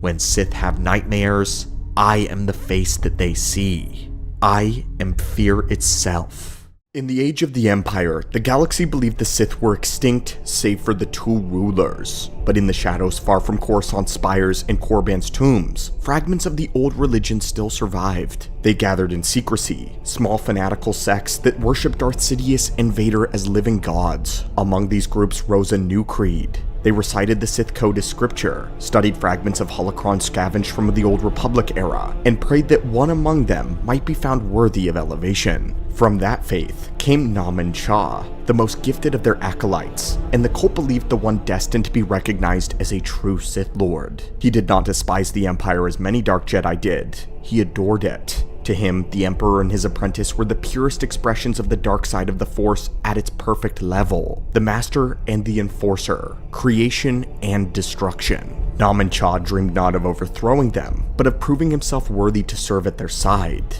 This is his story, a chronicle reconstructed from Imperial fragments and whispers in the Force. The tale of the Dark Jedi who worshipped the Sith so completely that they were forced to destroy him. The Dark Jedi who begged to be Lord Vader's apprentice, and Vader's shocking reaction to him. Naman Cha was not an Inquisitor nor an Emperor's hand. He was something far more rare, an independent Dark Jedi permitted to operate under Imperial sanction, but outside of Imperial control. He hunted Force sensitives, raided lost temples, and brought back relics of the ancient Empire. At times, he fought alongside Imperial troopers, though he loathed their company. To him, they were useful tools, not comrades, blunt instruments who polluted the purity of his mission with the bureaucracy and fear of an empire that did not deserve the Sith as their rulers. Naman Cha preferred to hunt alone, moving through war zones and ruins like a ghost in black robes, his twin lightsabers flashing through the smoke. He wielded the art of Jar Kai, the dual-bladed principle once practiced by the greatest duelists of the Old Republic.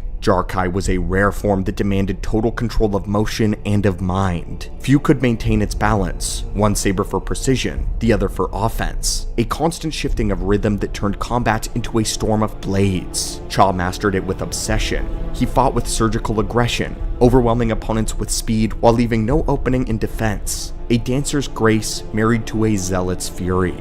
His hunts often ended with the same result: silence and ruin. Rebel outposts, Jedi survivors, and Force cults vanish under his blade. To the Empire he was useful, to the dark side he was devoted. And the Sith knew it. Vader and Sidious were aware of Naman Cha's existence. They saw in him the same flaw that had destroyed countless acolytes before: faith without understanding. But that faith could be weaponized. So they allowed him to believe that he was chosen. They sent coded message through intermediaries, commending his devotion, hinting that he may someday be tested. It was all a calculated cruelty meant to feed his ego and ensure his obedience. For years he served in blind reverence, convinced that each success brought him closer to recognition. Then came the order that would decide his fate. Darth Vader summoned Naman Cha aboard the Executor. There, beneath the hum of Star Destroyer engines, he gave him a single command. A Night Sister by the name of Kyrissa had been exiled from the world of Dathomir. She had attempted to seize leadership of her clan from her mother, Jeth Zarion, and in defeat, was cast out. Intelligence suggested that she had survived a crash on the frozen world of Hoth, and built a domain among its beasts. Vader ordered Cha to find her and eliminate her before her power could spread. To most, it would have been a death sentence, but to Naman Cha, it was destiny. He saw the order as a test from the Dark Lord himself, proof that he had been noticed. He vowed to succeed or die to prove his worth. On the frozen world, when his shuttle descended to Hoth, the storm seemed to welcome him.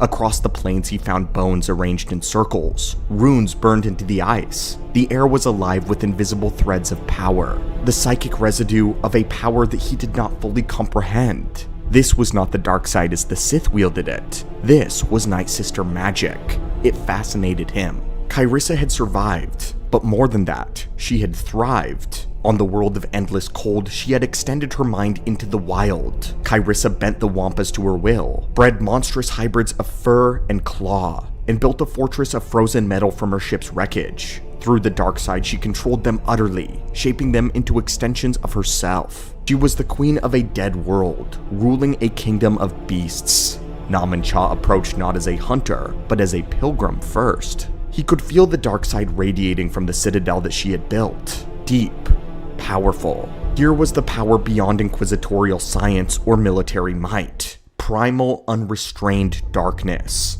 Cha believed that if he destroyed her, Vader would name him Sith. He believed he was acting out of prophecy. When the witch emerged flanked by her creations, the world seemed to hold its breath. Her voice was carried on the wind, cold, commanding, alive with hatred. Cha ignited his lightsabers first and advanced. The battle that followed was one of the most savage clashes ever recorded between Force wielders outside of the Rule of Two. Kyrissa had constructed her own lightsaber long ago, learned to practice it in secret away from her Night Sister clan. But that era was over. She had become something different, something worse. She no longer moved in harmony with nature. She bent it to her will and her desire. The duel was brutal. Lightning tore through the sky. Creatures screamed and fell as crimson blades slashed through fur and flesh. Cha moved with perfect Jarkai form and technique, each lightsaber a blur of motion, deflecting claws, striking, parrying, flowing like a current of energy. Kyrissa countered with bursts of telekinetic force, of waves of mental domination, her will reaching through the beasts to attack him from all sides and all vectors. It is said that for hours they fought amid shattered glaciers, their power echoing through the Force. When finally Kyrissa fell to her knees, the ground blackened by heat and by blood. Nam and Cha stood over her, sabers crossed. He waited for the dark side to whisper its judgment,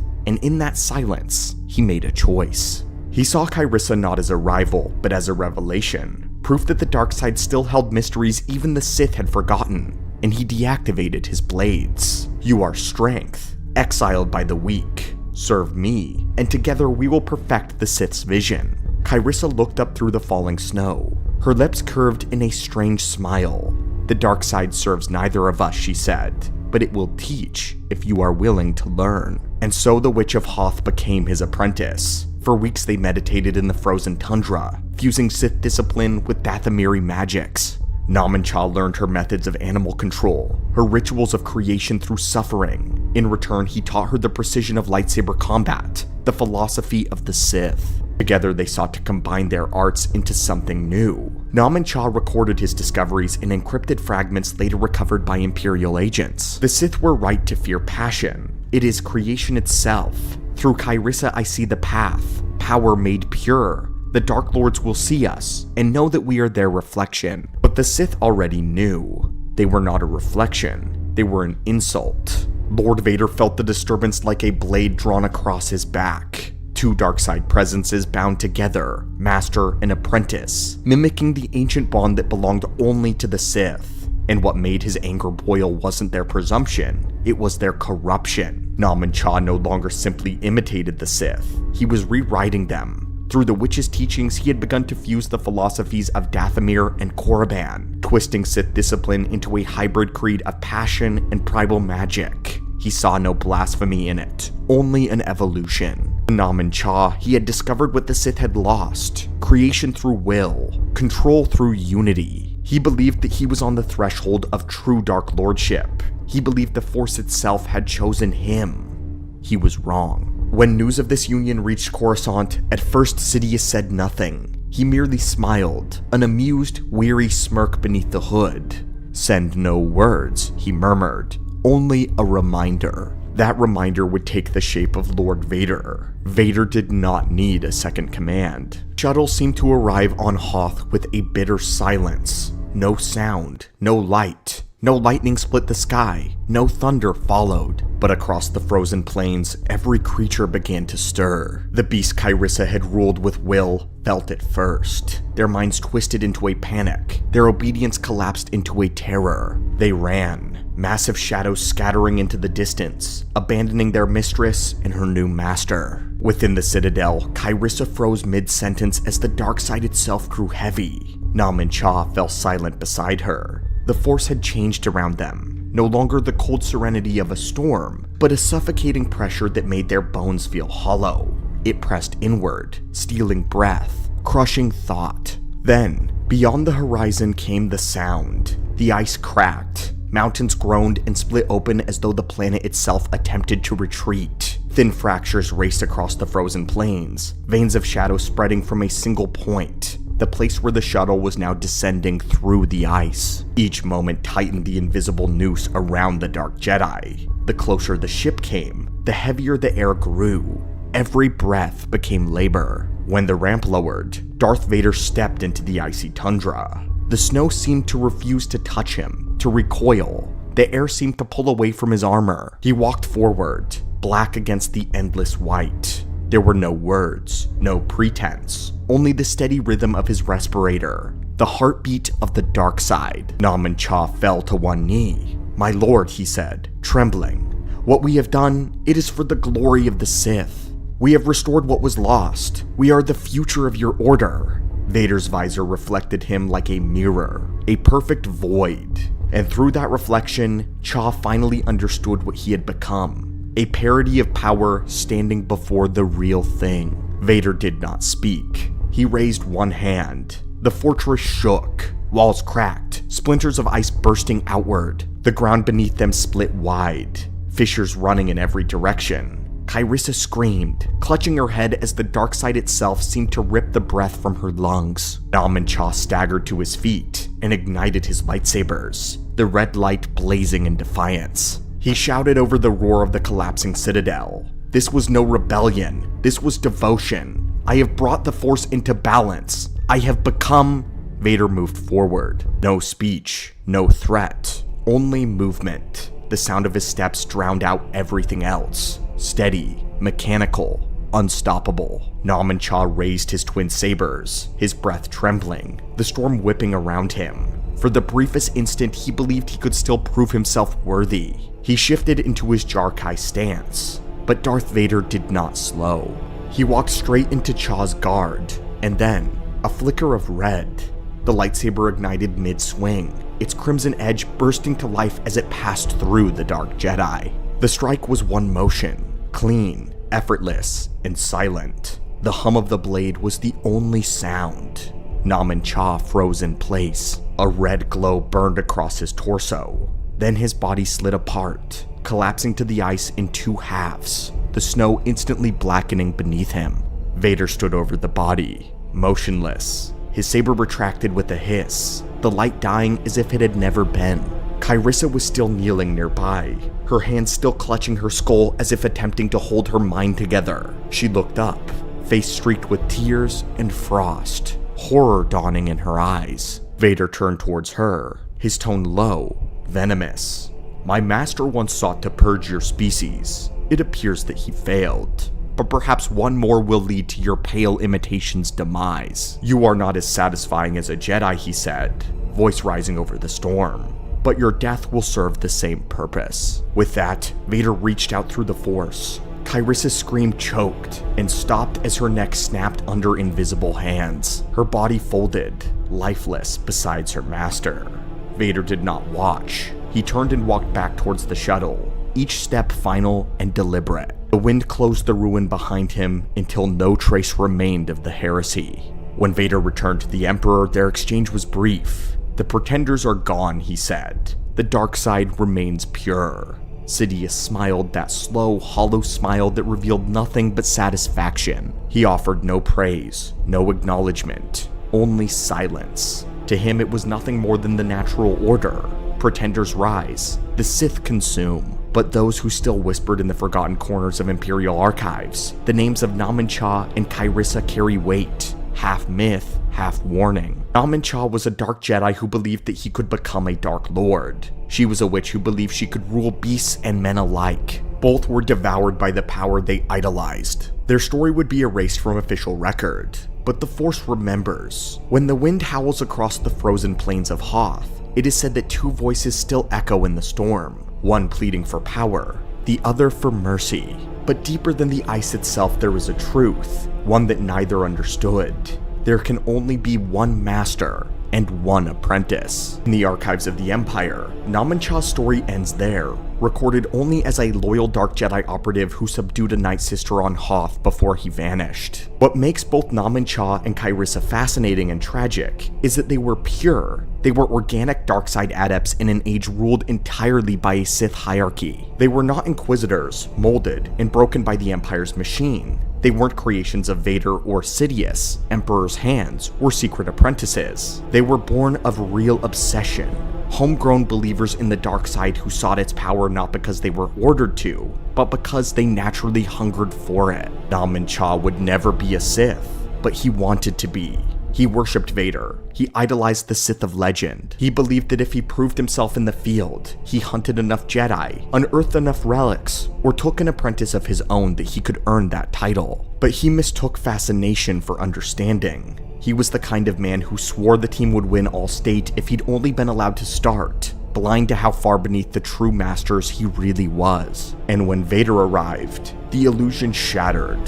One strike, a single moment of clarity, Nam Cha finally understood how small he truly was. The Empire erased his name after that, but the Force remembered him. A dark Jedi who dreamed of becoming a Lord of the Sith, only to learn too late that dreaming is not enough. Because in the age of Vader, power does not ask, it takes. Not every detail of this story survives in the archives. Parts are fact, others are fragments. But that's what makes the dark corners of the Star Wars galaxy so fascinating. Nam Cha may be little more than a shadow in the records, but shadows are where Star Wars legends are born. In the age when Hutts ruled criminal syndicates, cartels, and shadow empires, when their names were spoken in back alleys and throne rooms rather than in Jedi archives, there was one among them who chose another path. His name was Beldorian, and for a time, the galaxy forgot that he ever existed. Yet his life is one of the strangest and the most tragic in all of Legends, because it proves something that the Jedi never wanted to admit. Even a creature born for hunger can hear the call of the Force. Long before the fall of the Republic, before the Clone Wars, before the rise of the Empire, the Jedi discovered something that they had never seen before. A young Huttling powerful in the Force. Hutts already lived long lives, sometimes for centuries, sometimes for a millennia. Combined with the Force, such a being might one day become unstoppable. Yet the Order did not turn away. They brought him to Coruscant, to the Temple, to the heart of the light. There he was trained alongside other initiates. He learned to quiet his mind, to slow his breath, and silence impulses that every Hutt is born with.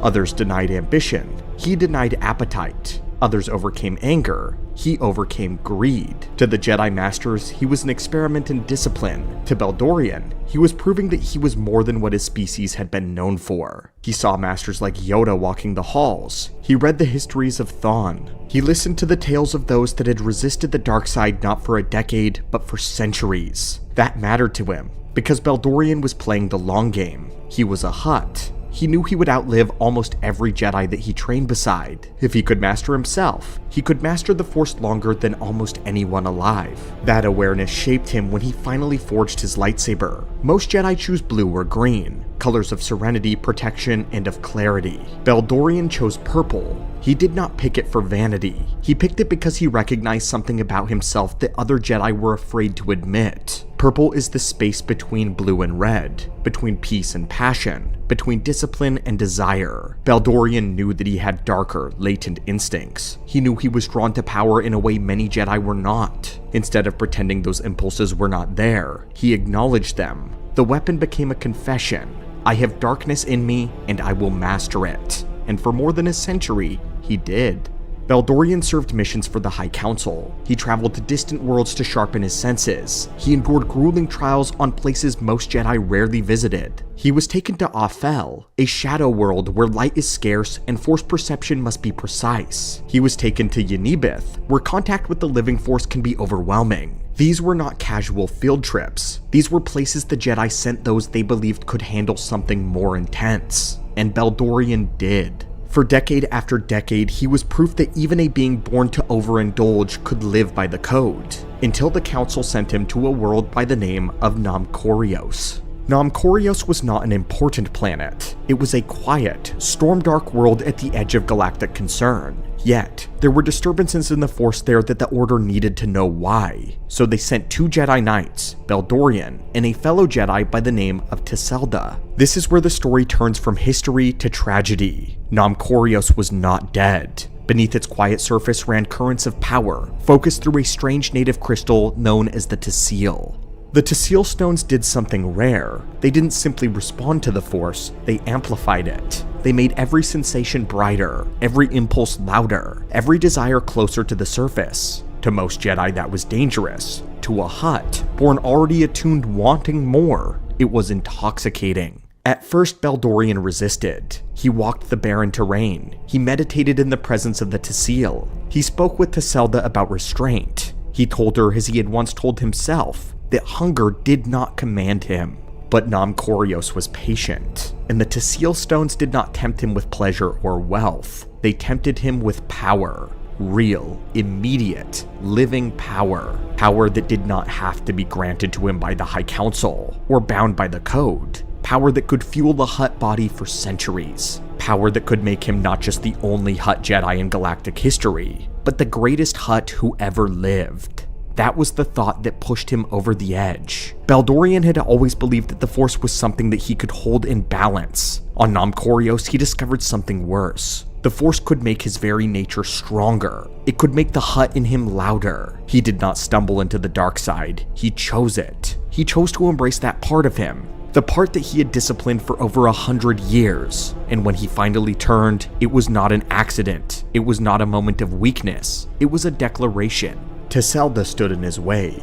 The two Jedi who had arrived together did not leave that way. In a storm-lit, crystal-lit duel, Beldorian unleashed the power that he had always kept caged, hidden from other Jedi. His purple blade twisted and redirected mid-strike, displaying hints of the seventh form Juyo. He fought with more strength than most humans could withstand, and Tiselda fell. And when she fell, the last tether to the Jedi Order that Beldorian had snapped. From that day, Nam Korios had a king. Beldorian reinvented himself as Darksiders often do. He did not call himself Knight any longer. He took titles. Beldorian the Splendid, Beldorian of the Ruby Eyes. He reshaped his Hutt body through the Force, refusing to become the sluggish, overgrown slug his species was known for. He remained muscular, powerful, a warlike Hutt of legend, and he ruled Nam Korios with an iron will. But this is also where he would encounter his demise. Nam Korios was home to a species of a parasitic being known as the Drakh. One of these Drakh had mutated. They were far more cunning than the others. This Drakh chose to take on a humanoid form and called himself Zim. Zim came before Beldorian not as a slave, but as a partner. He offered an exchange: access to the Tasil stones, access to the planet's secrets and its power, and in return for helping Beldorian stay strong, young, and vitalized. Beldorian accepted this bribe.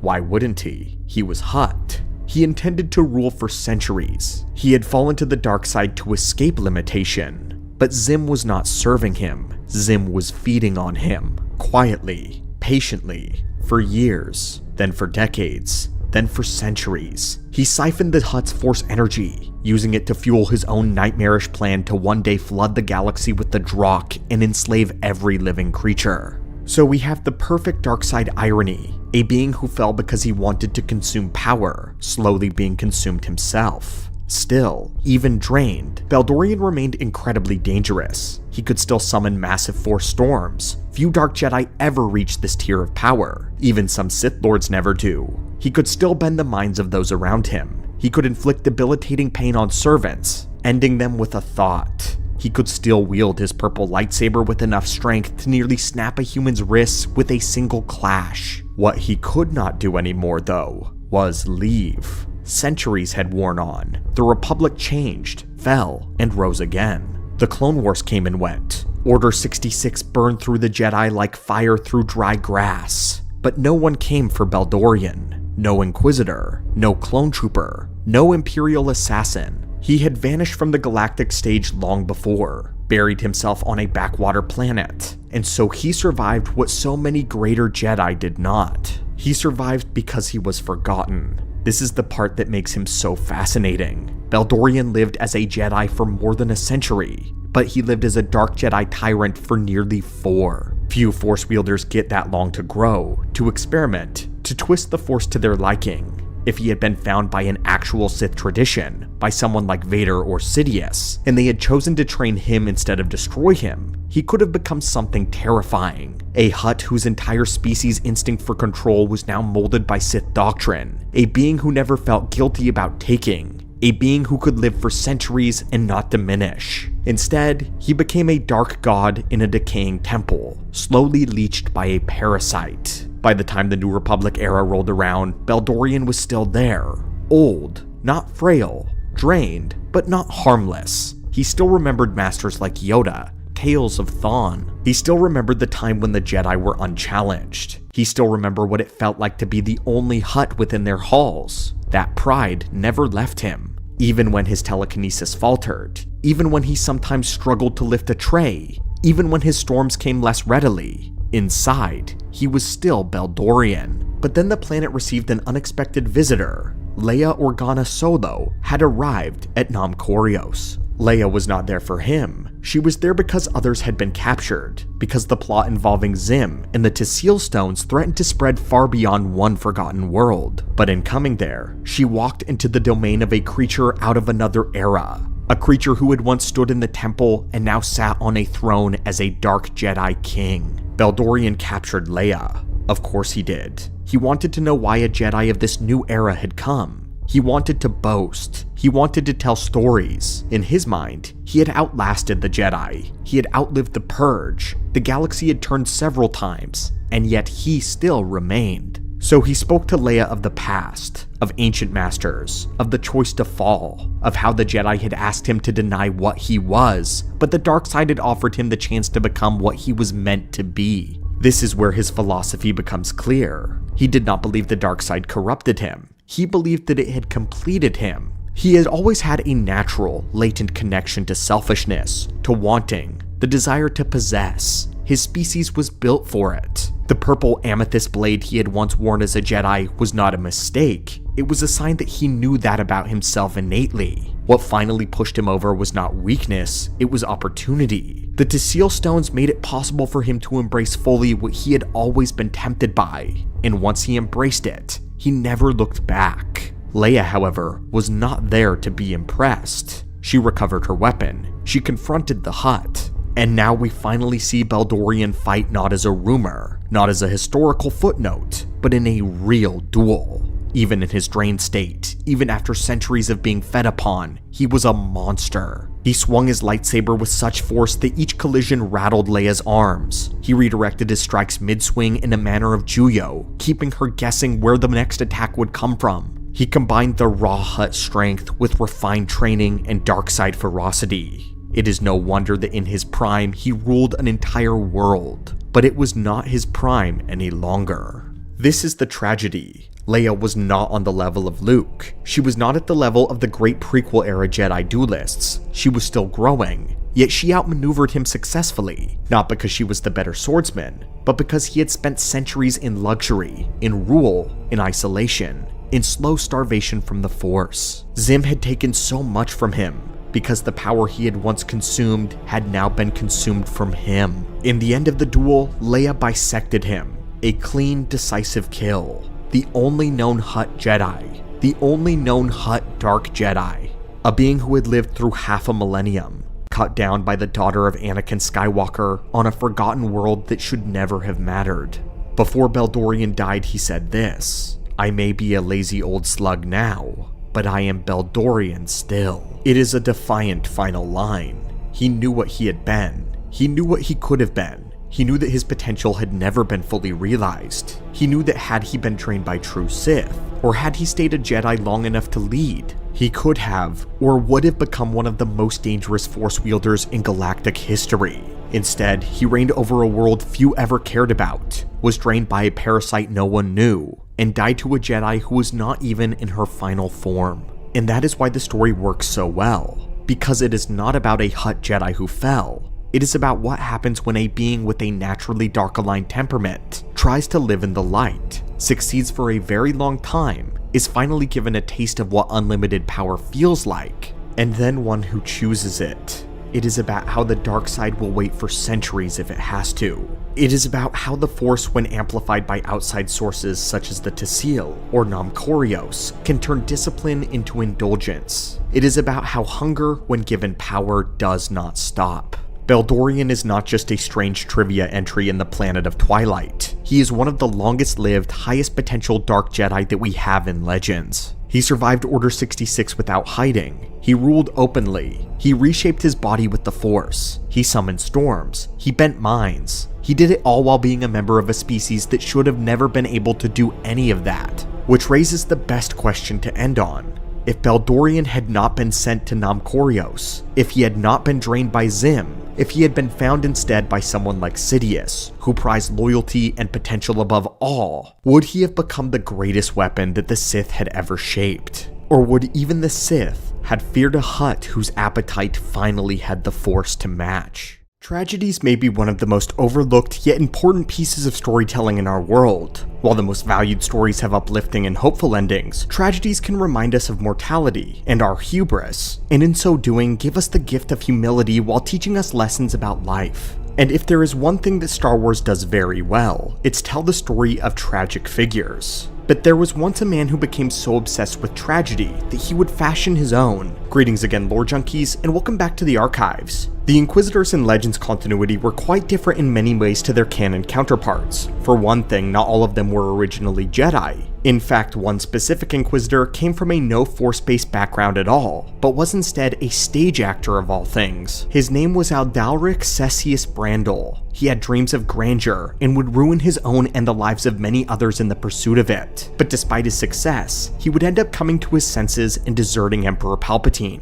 In today's video, we are telling the tragic tale of Brandel, the only true Inquisitor to go rogue. The curtains of our story open on the outer rim world of Trulalis, in the settlement of Kovit. The city was known for its enormous amphitheater in the middle of town, and the renowned stage plays that were performed there. And of the most beloved actors, there was Brandel. As a young man, he studied under the director of the theater, Otius Otori, in order to become a stage actor himself. He spent many years in the study of Otori, who was a harsh taskmaster. He would accept nothing less than perfection from the young actor. And to ensure that Brandel was being honed towards perfection, Otori forbade him from practicing parts of well-known plays until his skill developed to a level that was acceptable to Otori's critical opinion. One such play was Ul Ero Koing, which was an extremely famous play. Otori did not even allow his protege Brandel to read it until his acting skills reached their peak. During his studies, he would meet a young woman and the two would end up falling in love and get married.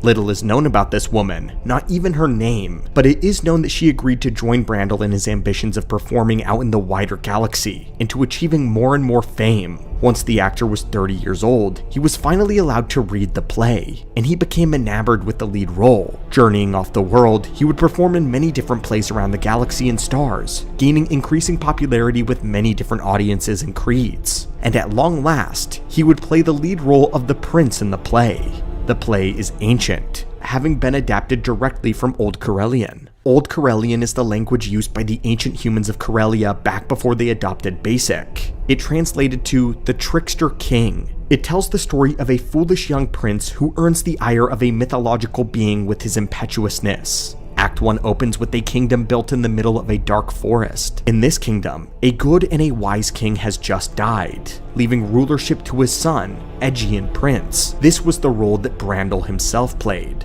The prince was unsatisfied with the size of the kingdom, and immediately implemented his plans for an expansion. He sends several servants into the forest to mark trees for felling, but the servants eventually do not return. The disappearances cause a panic in the town, and the elders believe they have been spirited away by the Ul Ero Koing, an ancient spirit that rules the dark forest. In response, the prince sends out several messengers to invite the spirit to his palace. But in Act 2, when they also disappear, the prince becomes infuriated and decides to force a confrontation with the spirit by sending in an army instead. Unsurprisingly, they too vanish. The townspeople become furious at the prince for sending their loved ones to die, and they start a commotion. The prince, now angry at his citizens, uses the remainder of his power and army to force them all into the forest. Both the citizens and his army vanish. The prince is totally alone in his kingdom, save for his hunt servant. Now driven only by his desire to meet the spirit, and unable to admit his arrogance, he sends his last servant deep into the forest.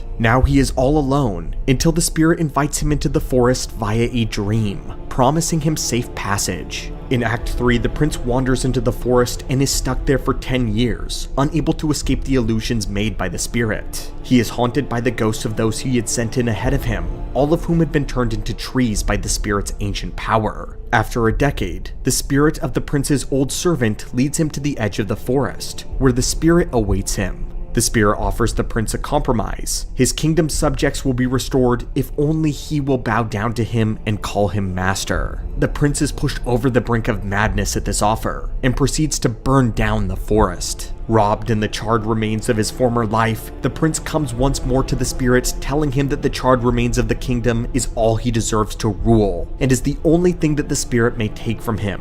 The play ends with the prince kneeling down, and his final words to the spirit being, "Long live the king." Little did Brandel know that this play would end up being a prophecy of his own life. His performance reached such perfection that many hollows were made of this play. His popularity grew to such heights that he was eventually called to perform live for Emperor Palpatine himself. Palpatine was a man who enjoyed cultured things like ballets and plays, but his interest in Brandel was for an entirely different reason. During the performance, Palpatine was greatly entertained, but not necessarily by Brandel's acting. He noticed how Brandel had secretly mastered several concepts of the Force. In fact, he was actually using it during his performances to subtly captivate the audience's emotions as he wove his story. The Emperor, however, decided to turn Brandel's manipulations back onto him and look inside of his mind to peer into his deepest, darkest desires. It turns out, after years of portraying tragic heroes, Brandel had become obsessed with the idea of becoming one himself. After his performance, the Emperor approached the actor with the proposition to make his fantasy a reality, join the Inquisitorius, and serve the great and noble purpose, using powers beyond his wildest imagination.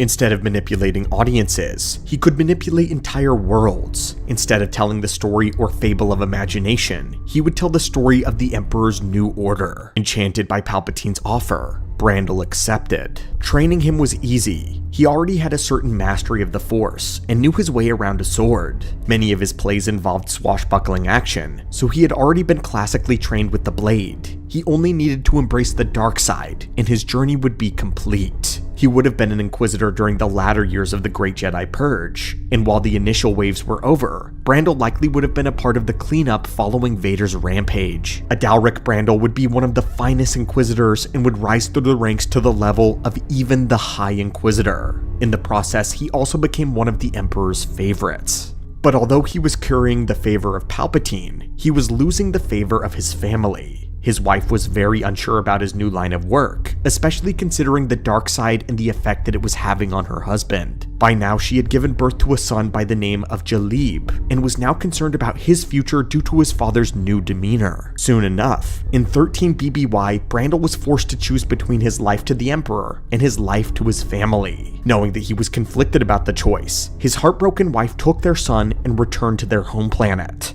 So devastated by her departure and her husband's betrayal, Jalib would grow up noting that she could not even look at recordings of his plays without breaking into tears. But in the Empire, Brandel's power and prestige continued to grow with every dark deed that he committed. Soon enough, he became infamous among the stars. No longer was he known for captivating performances, but for his egregious crimes against sentient beings. Killing had become so second nature to him that it became unknown how many lives he had taken. Just like the prince wandering through the forest of illusions, Brandel would serve his delusions of nobility for nearly a decade. But everything would change on his mission to Genera 3. There had been reports of rebel activity on this world, and Brandel arrived with an armada to wipe out the entire village. However, what most of his Imperial company did not know was that the true purpose of the mission was to hunt down and kill a Jedi who was alleged to be training younglings. In the aftermath of the carnage, all was destroyed. But from the rubble, one of the senior lieutenants discovered a 6-year-old Force-sensitive girl. Ignorant of Brandel's orders, the senior lieutenant took the girl to be adopted by an Imperial governor. This girl would grow up to be Alex Winger, a pivotal hero of the rebellion and a close friend of Luke Skywalker. But the slaughter of Genera 3 weighed heavily on the conscience of Brandel. After realizing that he had executed an entire village of unarmed innocents, it became apparent to him that he was not the tragic hero that he wanted to be. He doubted his service to the Emperor and the message they were sending. It was all tragedy and no heroics. He was also reminded of his wife and young son. Fearing that they had also befallen a terrible fate, Brandel resolved to find them yet again. Without any sort of warning, Brandel left the service of the Empire and became a deserter. The other Inquisitors would hunt him relentlessly, and Brandel would evade. Anytime they caught up, he fought them off and hitched rides from one planet to the next, heading back to his homeworld of Trulalis. He eventually even enlisted the help of a smuggler by the name of Thaddeus in order to accompany him on his journey.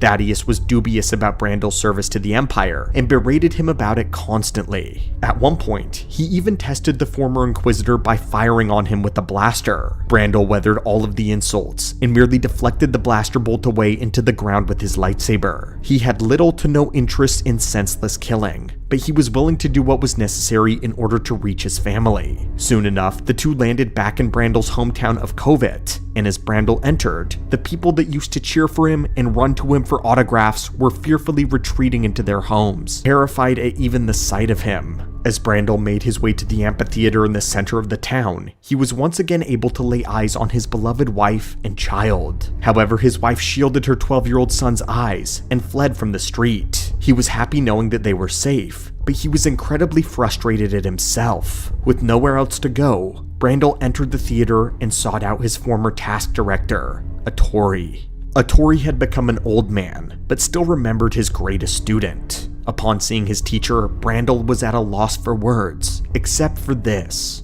What happened to me? After a long conversation, Atori was able to show Brandel how he had fallen, but he was unable to show him the way back. Now completely out of options, Brandel left the encounter and simply decided to return to his Emperor. He activated a transponder within his cloak and waited by his ship for a pickup. However, to his surprise, his young son was waiting for him. Jalib had discerned that the man was his father based on his mother's reaction and the instinctive truth that he felt through the Force. Finally getting to meet his son, Brandel spoke lovingly to him and ended up learning that Jalib's mother had spared him from knowing all of Brandel's terrible deeds. Jalib was able to warn his father that a local was planning to kill him for revenge. Seeing that there may still be a chance to have a life with his family, Brandel changed his mind. But right then, an Imperial Star Destroyer arrived from orbit and collected both him and the smuggler Thaddeus. Aboard the Star Destroyer, the captain informed him that Inquisitor Antinous Tremaine would be arriving directly to interview him personally to learn why the Inquisitor had deserted. Brandel knew that Tremaine was one of the most ruthless torturers in all of the Inquisitorius, and so with the clever use of a Jedi mind trick, he freed himself from imprisonment, stole a thermal detonator, and freed Thaddeus. He put the smuggler back on his ship, allowing him to escape. Meanwhile, he went to the docking bay of the Star Destroyer and activated the detonator, thereby faking his death and making it appear as though he had sacrificed himself for his family. In the explosion, the right side of his face was terribly scarred, but because of his abilities in the Force, he survived. Brandel returned to the world, but was devastated to find that Covit and its settlement was razed by an Imperial attack. Every single person in the town had been killed, including his wife who had died protecting her son from the stormtroopers. Bellying his grief, he raised his son as an actor in an effort to lead him away from the terrible path that he himself had taken. Unfortunately, Brandel himself had not returned to the light. The dark side still very much dominated his destiny. 5 years would pass, and Jalib had grown into a successful stage actor just as his father had been. But in one of his performances, he played the lead role in For the Want of the Empire, which told the story of a young man who dueled a close friend to the death in service of a new establishment. But he ended up finding out that the government was corrupt, and so spent the rest of his life taking it apart until it ultimately killed him. The play moved a young rebel and an upstart Jedi by the name of Fable Aston so much that they began to delve deep into Jalib's background and eventually found out about his true parentage. Fable was also haunted by the dreams of Vialco, another Inquisitor who she had had a brief but a terrifying encounter with. Eventually, the Jedi would decide to trace Brandel and Jalib back to their home. Spying on them practicing for a future play, she made herself known and asked to be trained by the former Inquisitor. Secretly over time, Brandel had begun to long for the higher purpose that serving the Emperor had brought him, and although the life had brought him sorrows, it fulfilled his dream of being a part of something larger than himself. But he knew he could never return to Palpatine and keep his life without offering some sort of prize. Brandel was unable to bring himself to use his son for this endeavor, but the Jedi Fable would prove to be the perfect tool, and so Brandel deceitfully agreed to train the Jedi for the purpose of offering her to Palpatine. Brandel began to train Fable in the art of the lightsaber. However, Fable was very poor at the exercises, and it began to enrage Brandel, who needed her to quickly adapt. Jalib took pity on the girl and defended her from her father before deciding to teach her how to excel at training himself. At first, Brandel was pleased when his new student began to show promise, but became infuriated yet again when he learned that Jalib and Fable had fallen in love. He then sent Jalib off-world and contacted Palpatine, telling him of the prize that awaited him. As a final test, the Inquisitor Vialco that had haunted the young Jedi's dreams was sent to the world to test Fable's skill. Using the techniques that her master had taught her, Fable disarmed her opponent and left him lying on the grass. To complete her fall to the dark side though, Brandel ordered that she kill Vialco, but Fable hesitated. To force her hand, Brandel created an illusion of Vialco reaching for his lightsaber. Fooled by this deception, the Jedi decapitated Vialco, but later learned of her master's treachery. Frustrated that Fable had not completely fallen, Brandel made plans to take her to the world of Biss and to have her be turned by the Emperor himself. However, once Jalib realized what his father intended to do, he returned to the planet. Jalib freed Fable and sent her on her way into the rainy night, while he decided to face his father. Seeing his young son in absolute defiance of his words, Brandel was overcome with fury and began to force choke the young man. But ultimately, despite his darkness and all of the evil deeds that he had done, his son was always his one weakness. He could not bring himself to kill his only child and release the boy.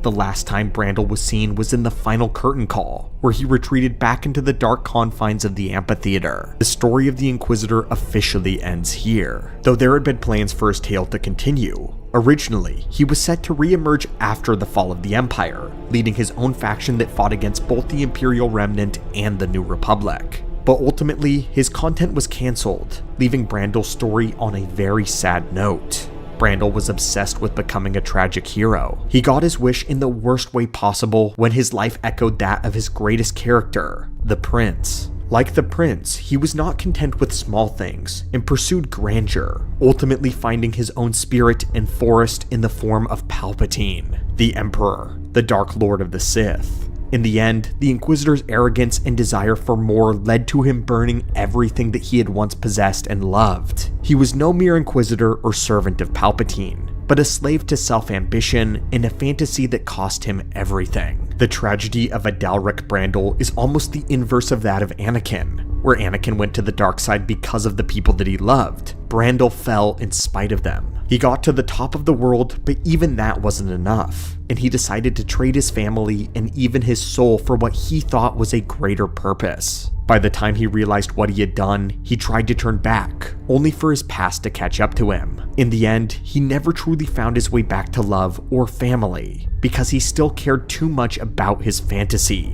The only reality in Brandel's life was his son, and he was at least unwilling to sacrifice that. There were many who claimed devotion to Emperor Palpatine. The Inquisitorius swore their oaths. The Emperor's hands carried out his will. The Darkside adepts worshipped him as a master of an arcane power. Even the Imperial military bent its knee to the shadow of his throne. But among all of them, among every fanatic, every cultist, every Sith scholar, and every trembling servant who whispered his name in fear, there was one who surpassed them all. One who did not simply obey the Emperor, but gave himself to him fully. Body, mind, spirit, identity. This was not loyalty. This was not ambition. This was not the hunger for power that pulls most Darkside followers into Palpatine's orbit. This was worship, pure, unbroken, and absolute. So complete was his devotion that Palpatine entrusted him with something he gave no other being in the galaxy. His very essence, his spirit, his life after death. When the Emperor of the Sith fell, this man became the vessel that carried his master's soul across the stars, not merely following the dark side, but becoming its chosen vessel, its host. His name is barely spoken in the modern era. His legend lies buried beneath wars, empires, and the rise of brand new orders. But to understand the true depth of Palpatine's reach, and the terrifying faith that one man held in him, you must know the story of the Emperor's most loyal servant, Jang Droga, the last zealot of the Dark Empire, and the only follower that Palpatine ever trusted enough to inhabit. Before the Empire, before the Psychic Link, before he became the vessel of the Sith Emperor, Jang Droga was a hunted creature, not hunted by criminals or bounty hunters, but by the Jedi themselves, because beings like him always left a trail. He was a Force-sensitive born without teaching, without guidance, a wild flame in the dark, and the wild flames draw in the Jedi Sentinels. Jedi Sentinels were the hunters of the Order, seekers and destroyer of the dark, those trained to track down dangerous Force-sensitives and artifacts before they can become a real threat. And on one fateful day, a Sentinel found Droga. What happened in the encounter has been lost to history, buried, because no Jedi Sentinel has survived long enough to report it. But the evidence remains. A yellow lightsaber stained by the dark side, carried by Jeng Droga for the rest of his life. It is the only record of this battle, a blade meant to defend the innocent, now wielded by a man who understood only instinct and violence. The Jedi Sentinel entered the wilderness to put down a growing danger and a predator, but he did not return, and from that moment on, the Force seemed to whisper, something is wrong with this dark Jedi. Droga became a shadow on forgotten planets, a wandering maverick, a self-taught duelist who fought not with discipline, but with overwhelming ferocity. He traveled with nothing but 2 blades, one Jedi yellow, one Sith red, symbols of a man walking between worlds, belonging to neither. His early life was a pilgrimage of survival, evading Jedi patrols who sensed something was off, but couldn't locate him, slipping through criminal syndicates who whispered about the dual-bladed butcher, and Force cults in the nameless corners of the galaxy. But every conflict made him stronger, every victory made him stranger. But beneath the chaos, beneath the bloodshed, there was a truth that Droga never understood. He was not growing, he was waiting. His power had no direction, his loyalty had no target, his rage had no purpose. He was a weapon with nowhere to aim. He was a blade that belonged to no master. And in that emptiness, the dark side stirred, because the Force knew something that Droga did not. One day he would not merely serve a master, he would carry one. A servant so hollow, so malleable, so instinctively devoted, that he would become the only being in history capable of holding the spirit of Emperor Palpatine himself. Droga wandered the void, unseen and nameless, until the moment the Emperor found him, and gave the weapon direction. Palpatine did not discover Droga by accident. The Emperor was a connoisseur of dark side potential. He could taste ambition, he smelled fear, and he sensed hunger. Most of the adepts that he encountered wanted something: power, rank, secrets, recognition, prestige. But Droga was different. When Sidious found him, he sensed no ambition, no ego, no future self demanding to be shaped. What he sensed was emptiness, a hollow vessel brimming with raw instinct, a man whose entire identity could be replaced with a single purpose. Droga was not a student waiting for a teacher, he was a weapon waiting for a target, and Sidious recognized that instantly.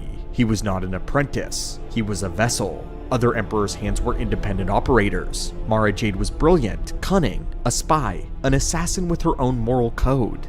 Lumaya sought destiny, legacy, power, and the Sith philosophy.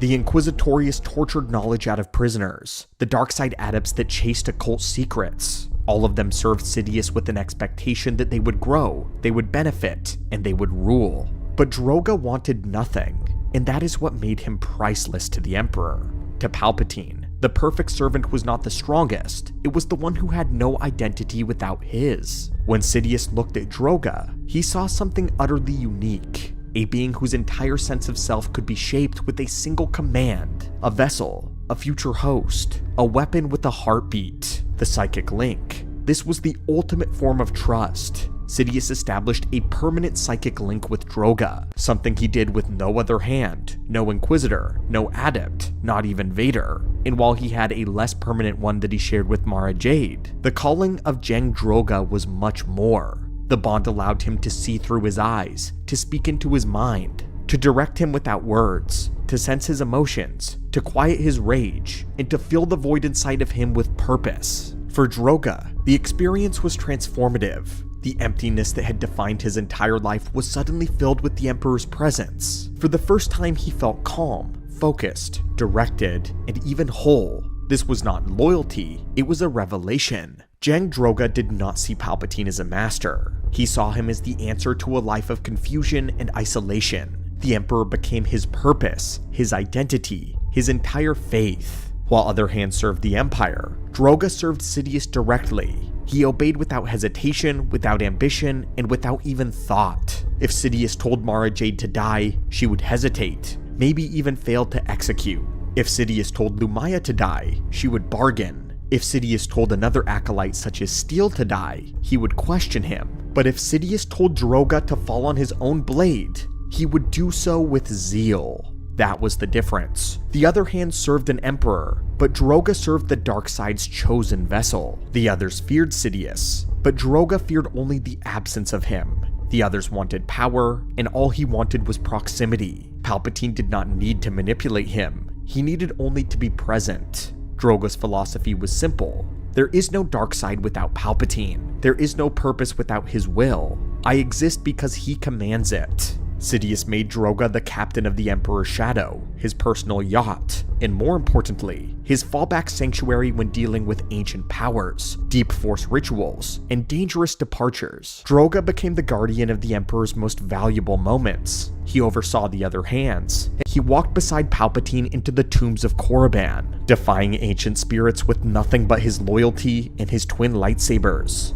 He was no longer the wandering berserker. He was now a hand sharpened by the will of the Emperor, and the most trusted blade in Sidious's arsenal. There are only a handful of moments in Star Wars Legends where Emperor Palpatine is genuinely threatened, not by rebels or by traitorous Moffs, and not even by Jedi, but by the ancient Sith themselves. Korriban is one of those moments. For Darth Sidious, the journey was meant to be a conquest of knowledge, a demonstration that he, the reigning Dark Lord, was the rightful heir to the most ancient tombs of the Order. But the ancient spirits that dwelled in Korriban's catacombs did not fear him, and they did not bend. When the Emperor demanded secrets of immortality from them, the spirits rose in fury, a storm of hatred and hunger older than the Republic. They assaulted him, crushed his defenses, and tore into his mind with the wrath of 1,000 dead tyrants. Palpatine, the Emperor, was overwhelmed, and that is when Jang Droga made his decision. The Hollow Man charged forward alone. His twin blades lit the tombs in a violent gold and crimson. He didn't hesitate, he didn't falter, and he didn't fear. He didn't care that these were the greatest masters of the dark side. He only cared that his Emperor had been threatened. If the Emperor falls, I fall,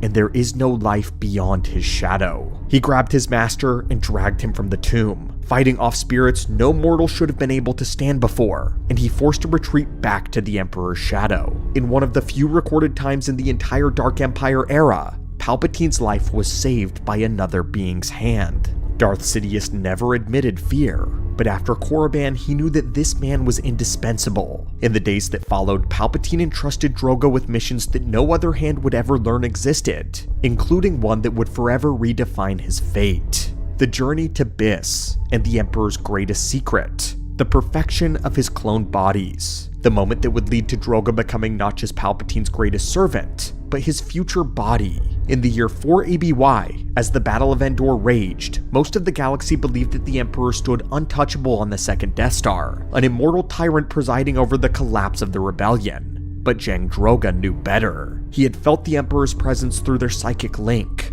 For years, this was a constant quiet thunder in the back of his mind, a heartbeat that was not his own, a shadow that filled the emptiness inside of him. Droga was stationed in the Yushan sector when the heartbeat suddenly changed. It faltered, stuttered, wavered, and then it stopped.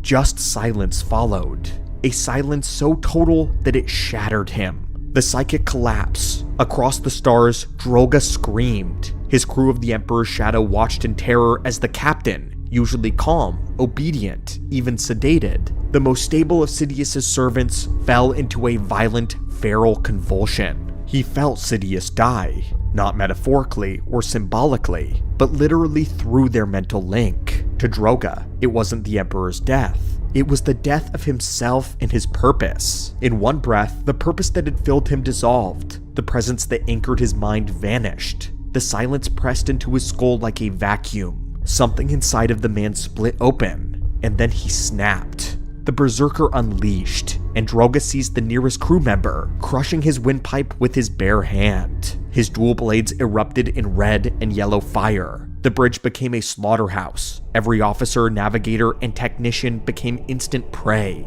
This was not a normal rage. It wasn't hatred. It wasn't vengeance. It was instinct. A wounded predator thrashing in the dark, lashing out at the universe that had taken his master from him indiscriminately. The Emperor's shadow spiraled out of control, alarms howling, systems failing, as its captain tore his crew apart in the dim red light. And then the ship fell into the atmosphere of the world of Cal. Droga did not try to save it. He didn't try to escape. He no longer cared. He wanted one thing: to be anywhere his master's presence might be found. The ship plunged into the ocean, but Droga survived. Barely.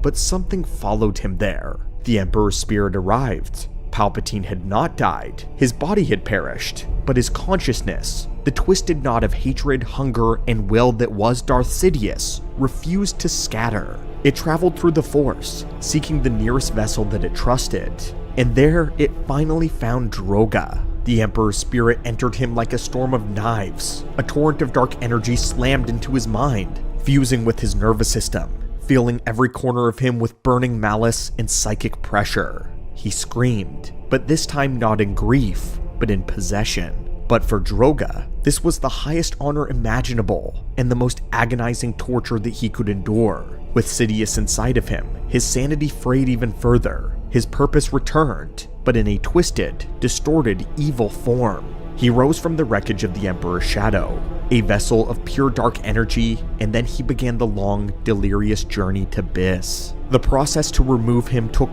years. Saint Pestage, Palpatine's most loyal vizier, slowly extracted the Emperor's consciousness from Droga's body and mind, transferring him into a waiting clone. In the end though, Droga had done something that no other being in the galaxy could have. He brought the Emperor back from the grave, and Palpatine would never forget it. When the clone's eyes opened on Biss, shining with the unmistakably cold fire, Jang Drova felt his soul reorder itself, and the galaxy snapped back into place. Years of wandering in the deep core in silence, years of praying to hear his master's voice, years of sleeping beside the wreckage of the Emperor's shadow, all of it ended, and Palpatine had returned. The Emperor lived. This was not science or sorcery. It was absolution, a sign that his devotion had never been misplaced. For the first time since Endor, his mind was at peace. But something else formed inside of his mind. The knowledge that his master could die.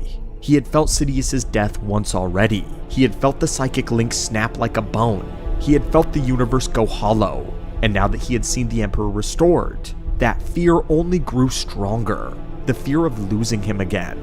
And then the clones began to fail, and the fear turned to rage. When the new clone bodies began to decay, Droga sensed his master slipping, his cells collapsing, his flesh rotting, life unraveling faster and faster with each transfer. And then came the truth. Some within the Emperor's own circle had sabotaged the clones. The fear that had haunted Droga hardened into something savage. He had carried Sidious's spirit once, he had nearly died, and now others, lesser unworthy, had dared to shorten the life of Palpatine again. But before he could enact his vengeance, expose them, and destroy them, Palpatine made his final decision. My lord, do not go. The last clone was dying, sabotage beyond repair. The Emperor's time was ending. In desperation, Sidious revealed his final plan. He would take the body of the infant Anakin Solo, a child, a vessel too fragile to contain him. But Droga fell to one knee and begged, "Do not go. Let me retrieve the child." But Sidious's response was cold, weakened by decay. "There is nothing in the galaxy that I fear." And those were the last words that Droga ever heard from his Emperor. When the Jedi dragged Sidious's spirit into the Netherworld, Droga felt the moment of death as if his own mind were being torn apart. The link shattered again. The voice vanished. The universe went cold. But this time, he was weaponized, and he began his crusade of vengeance. Droga rose with a new purpose: avenge the Emperor. He tracked the Imperial conspirators with a single-minded fury. He put a 100,000 credit bounty on Sarkev Quest. He hunted him across Nar Shaddaa, chased him across the core, and finally, when a bounty hunter dragged him to his knees, Droga did not speak. He simply killed the traitor. His vengeance was complete, and Droga returned to Cal, to the place where he had once held the Emperor's soul, hoping to feel his presence again. He lived like a pilgrim among ruins, waiting for the miracle to repeat. Years passed, and then,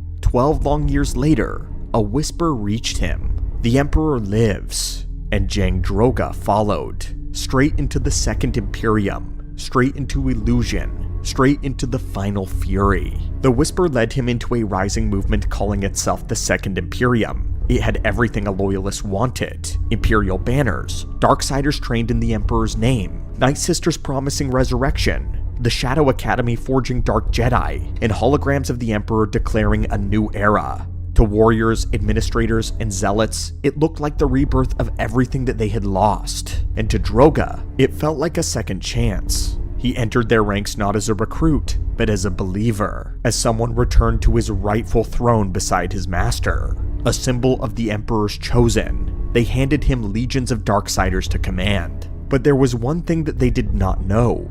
Jang Droga had met the real Palpatine. He had carried Sidious's spirit. He knew the dark voice of the true master better than any of them. And as the weeks passed, the voice never returned. Not a whisper, not a flicker, not a ripple in the bond that he once shared. At first he ignored the doubt. His mind refused to accept it. But then he saw things, imperfections, inconsistencies, moments where the supposed Emperor spoke with the wrong cadence, mistimed emotion, and a human softness that Sidious never possessed. Droga confronted their leader Brachis, pressed him, demanded answers, and the explanation was horrifying. The Emperor of the Second Imperium was an elaborate illusion, a projected figurehead engineered to gather loyalists, to rally Darksiders, and to rebuild the Empire's shattered remnant. It was not a resurrection, it was a scam. A hologram deceiving the faithful, a mockery of his master's image. And when Droga understood,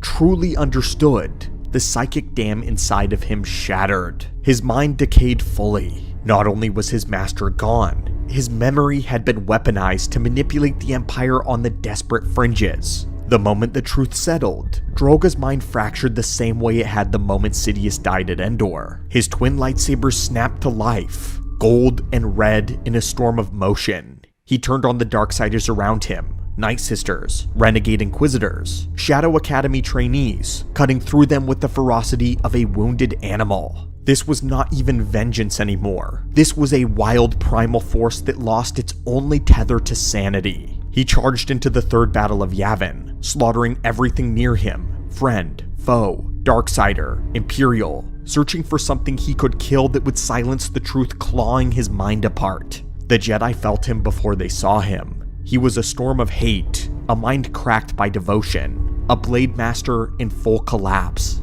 And among the Jedi defenders of the Praxium, one warrior moved to intercept him, the Jedi Battlemaster Kyle Katarn. Katarn had faced many Dark Warriors, Sith Adepts, Shadow Academy killers, Night Sisters, Inquisitors, but none of them fought like Droga. Droga was a being with nothing left to lose, a weapon without its master, a soul severed from its anchor. He struck at the Battlemaster with Jarkai's precision, every blow fueled by grief, every move sharpened by decades of service. Katarn tried to reach him, tried to speak, tried to calm the storm, but Droga was beyond words. There was only the void where the Emperor's voice had once been, and so Kyle Katarn did the only thing that he could.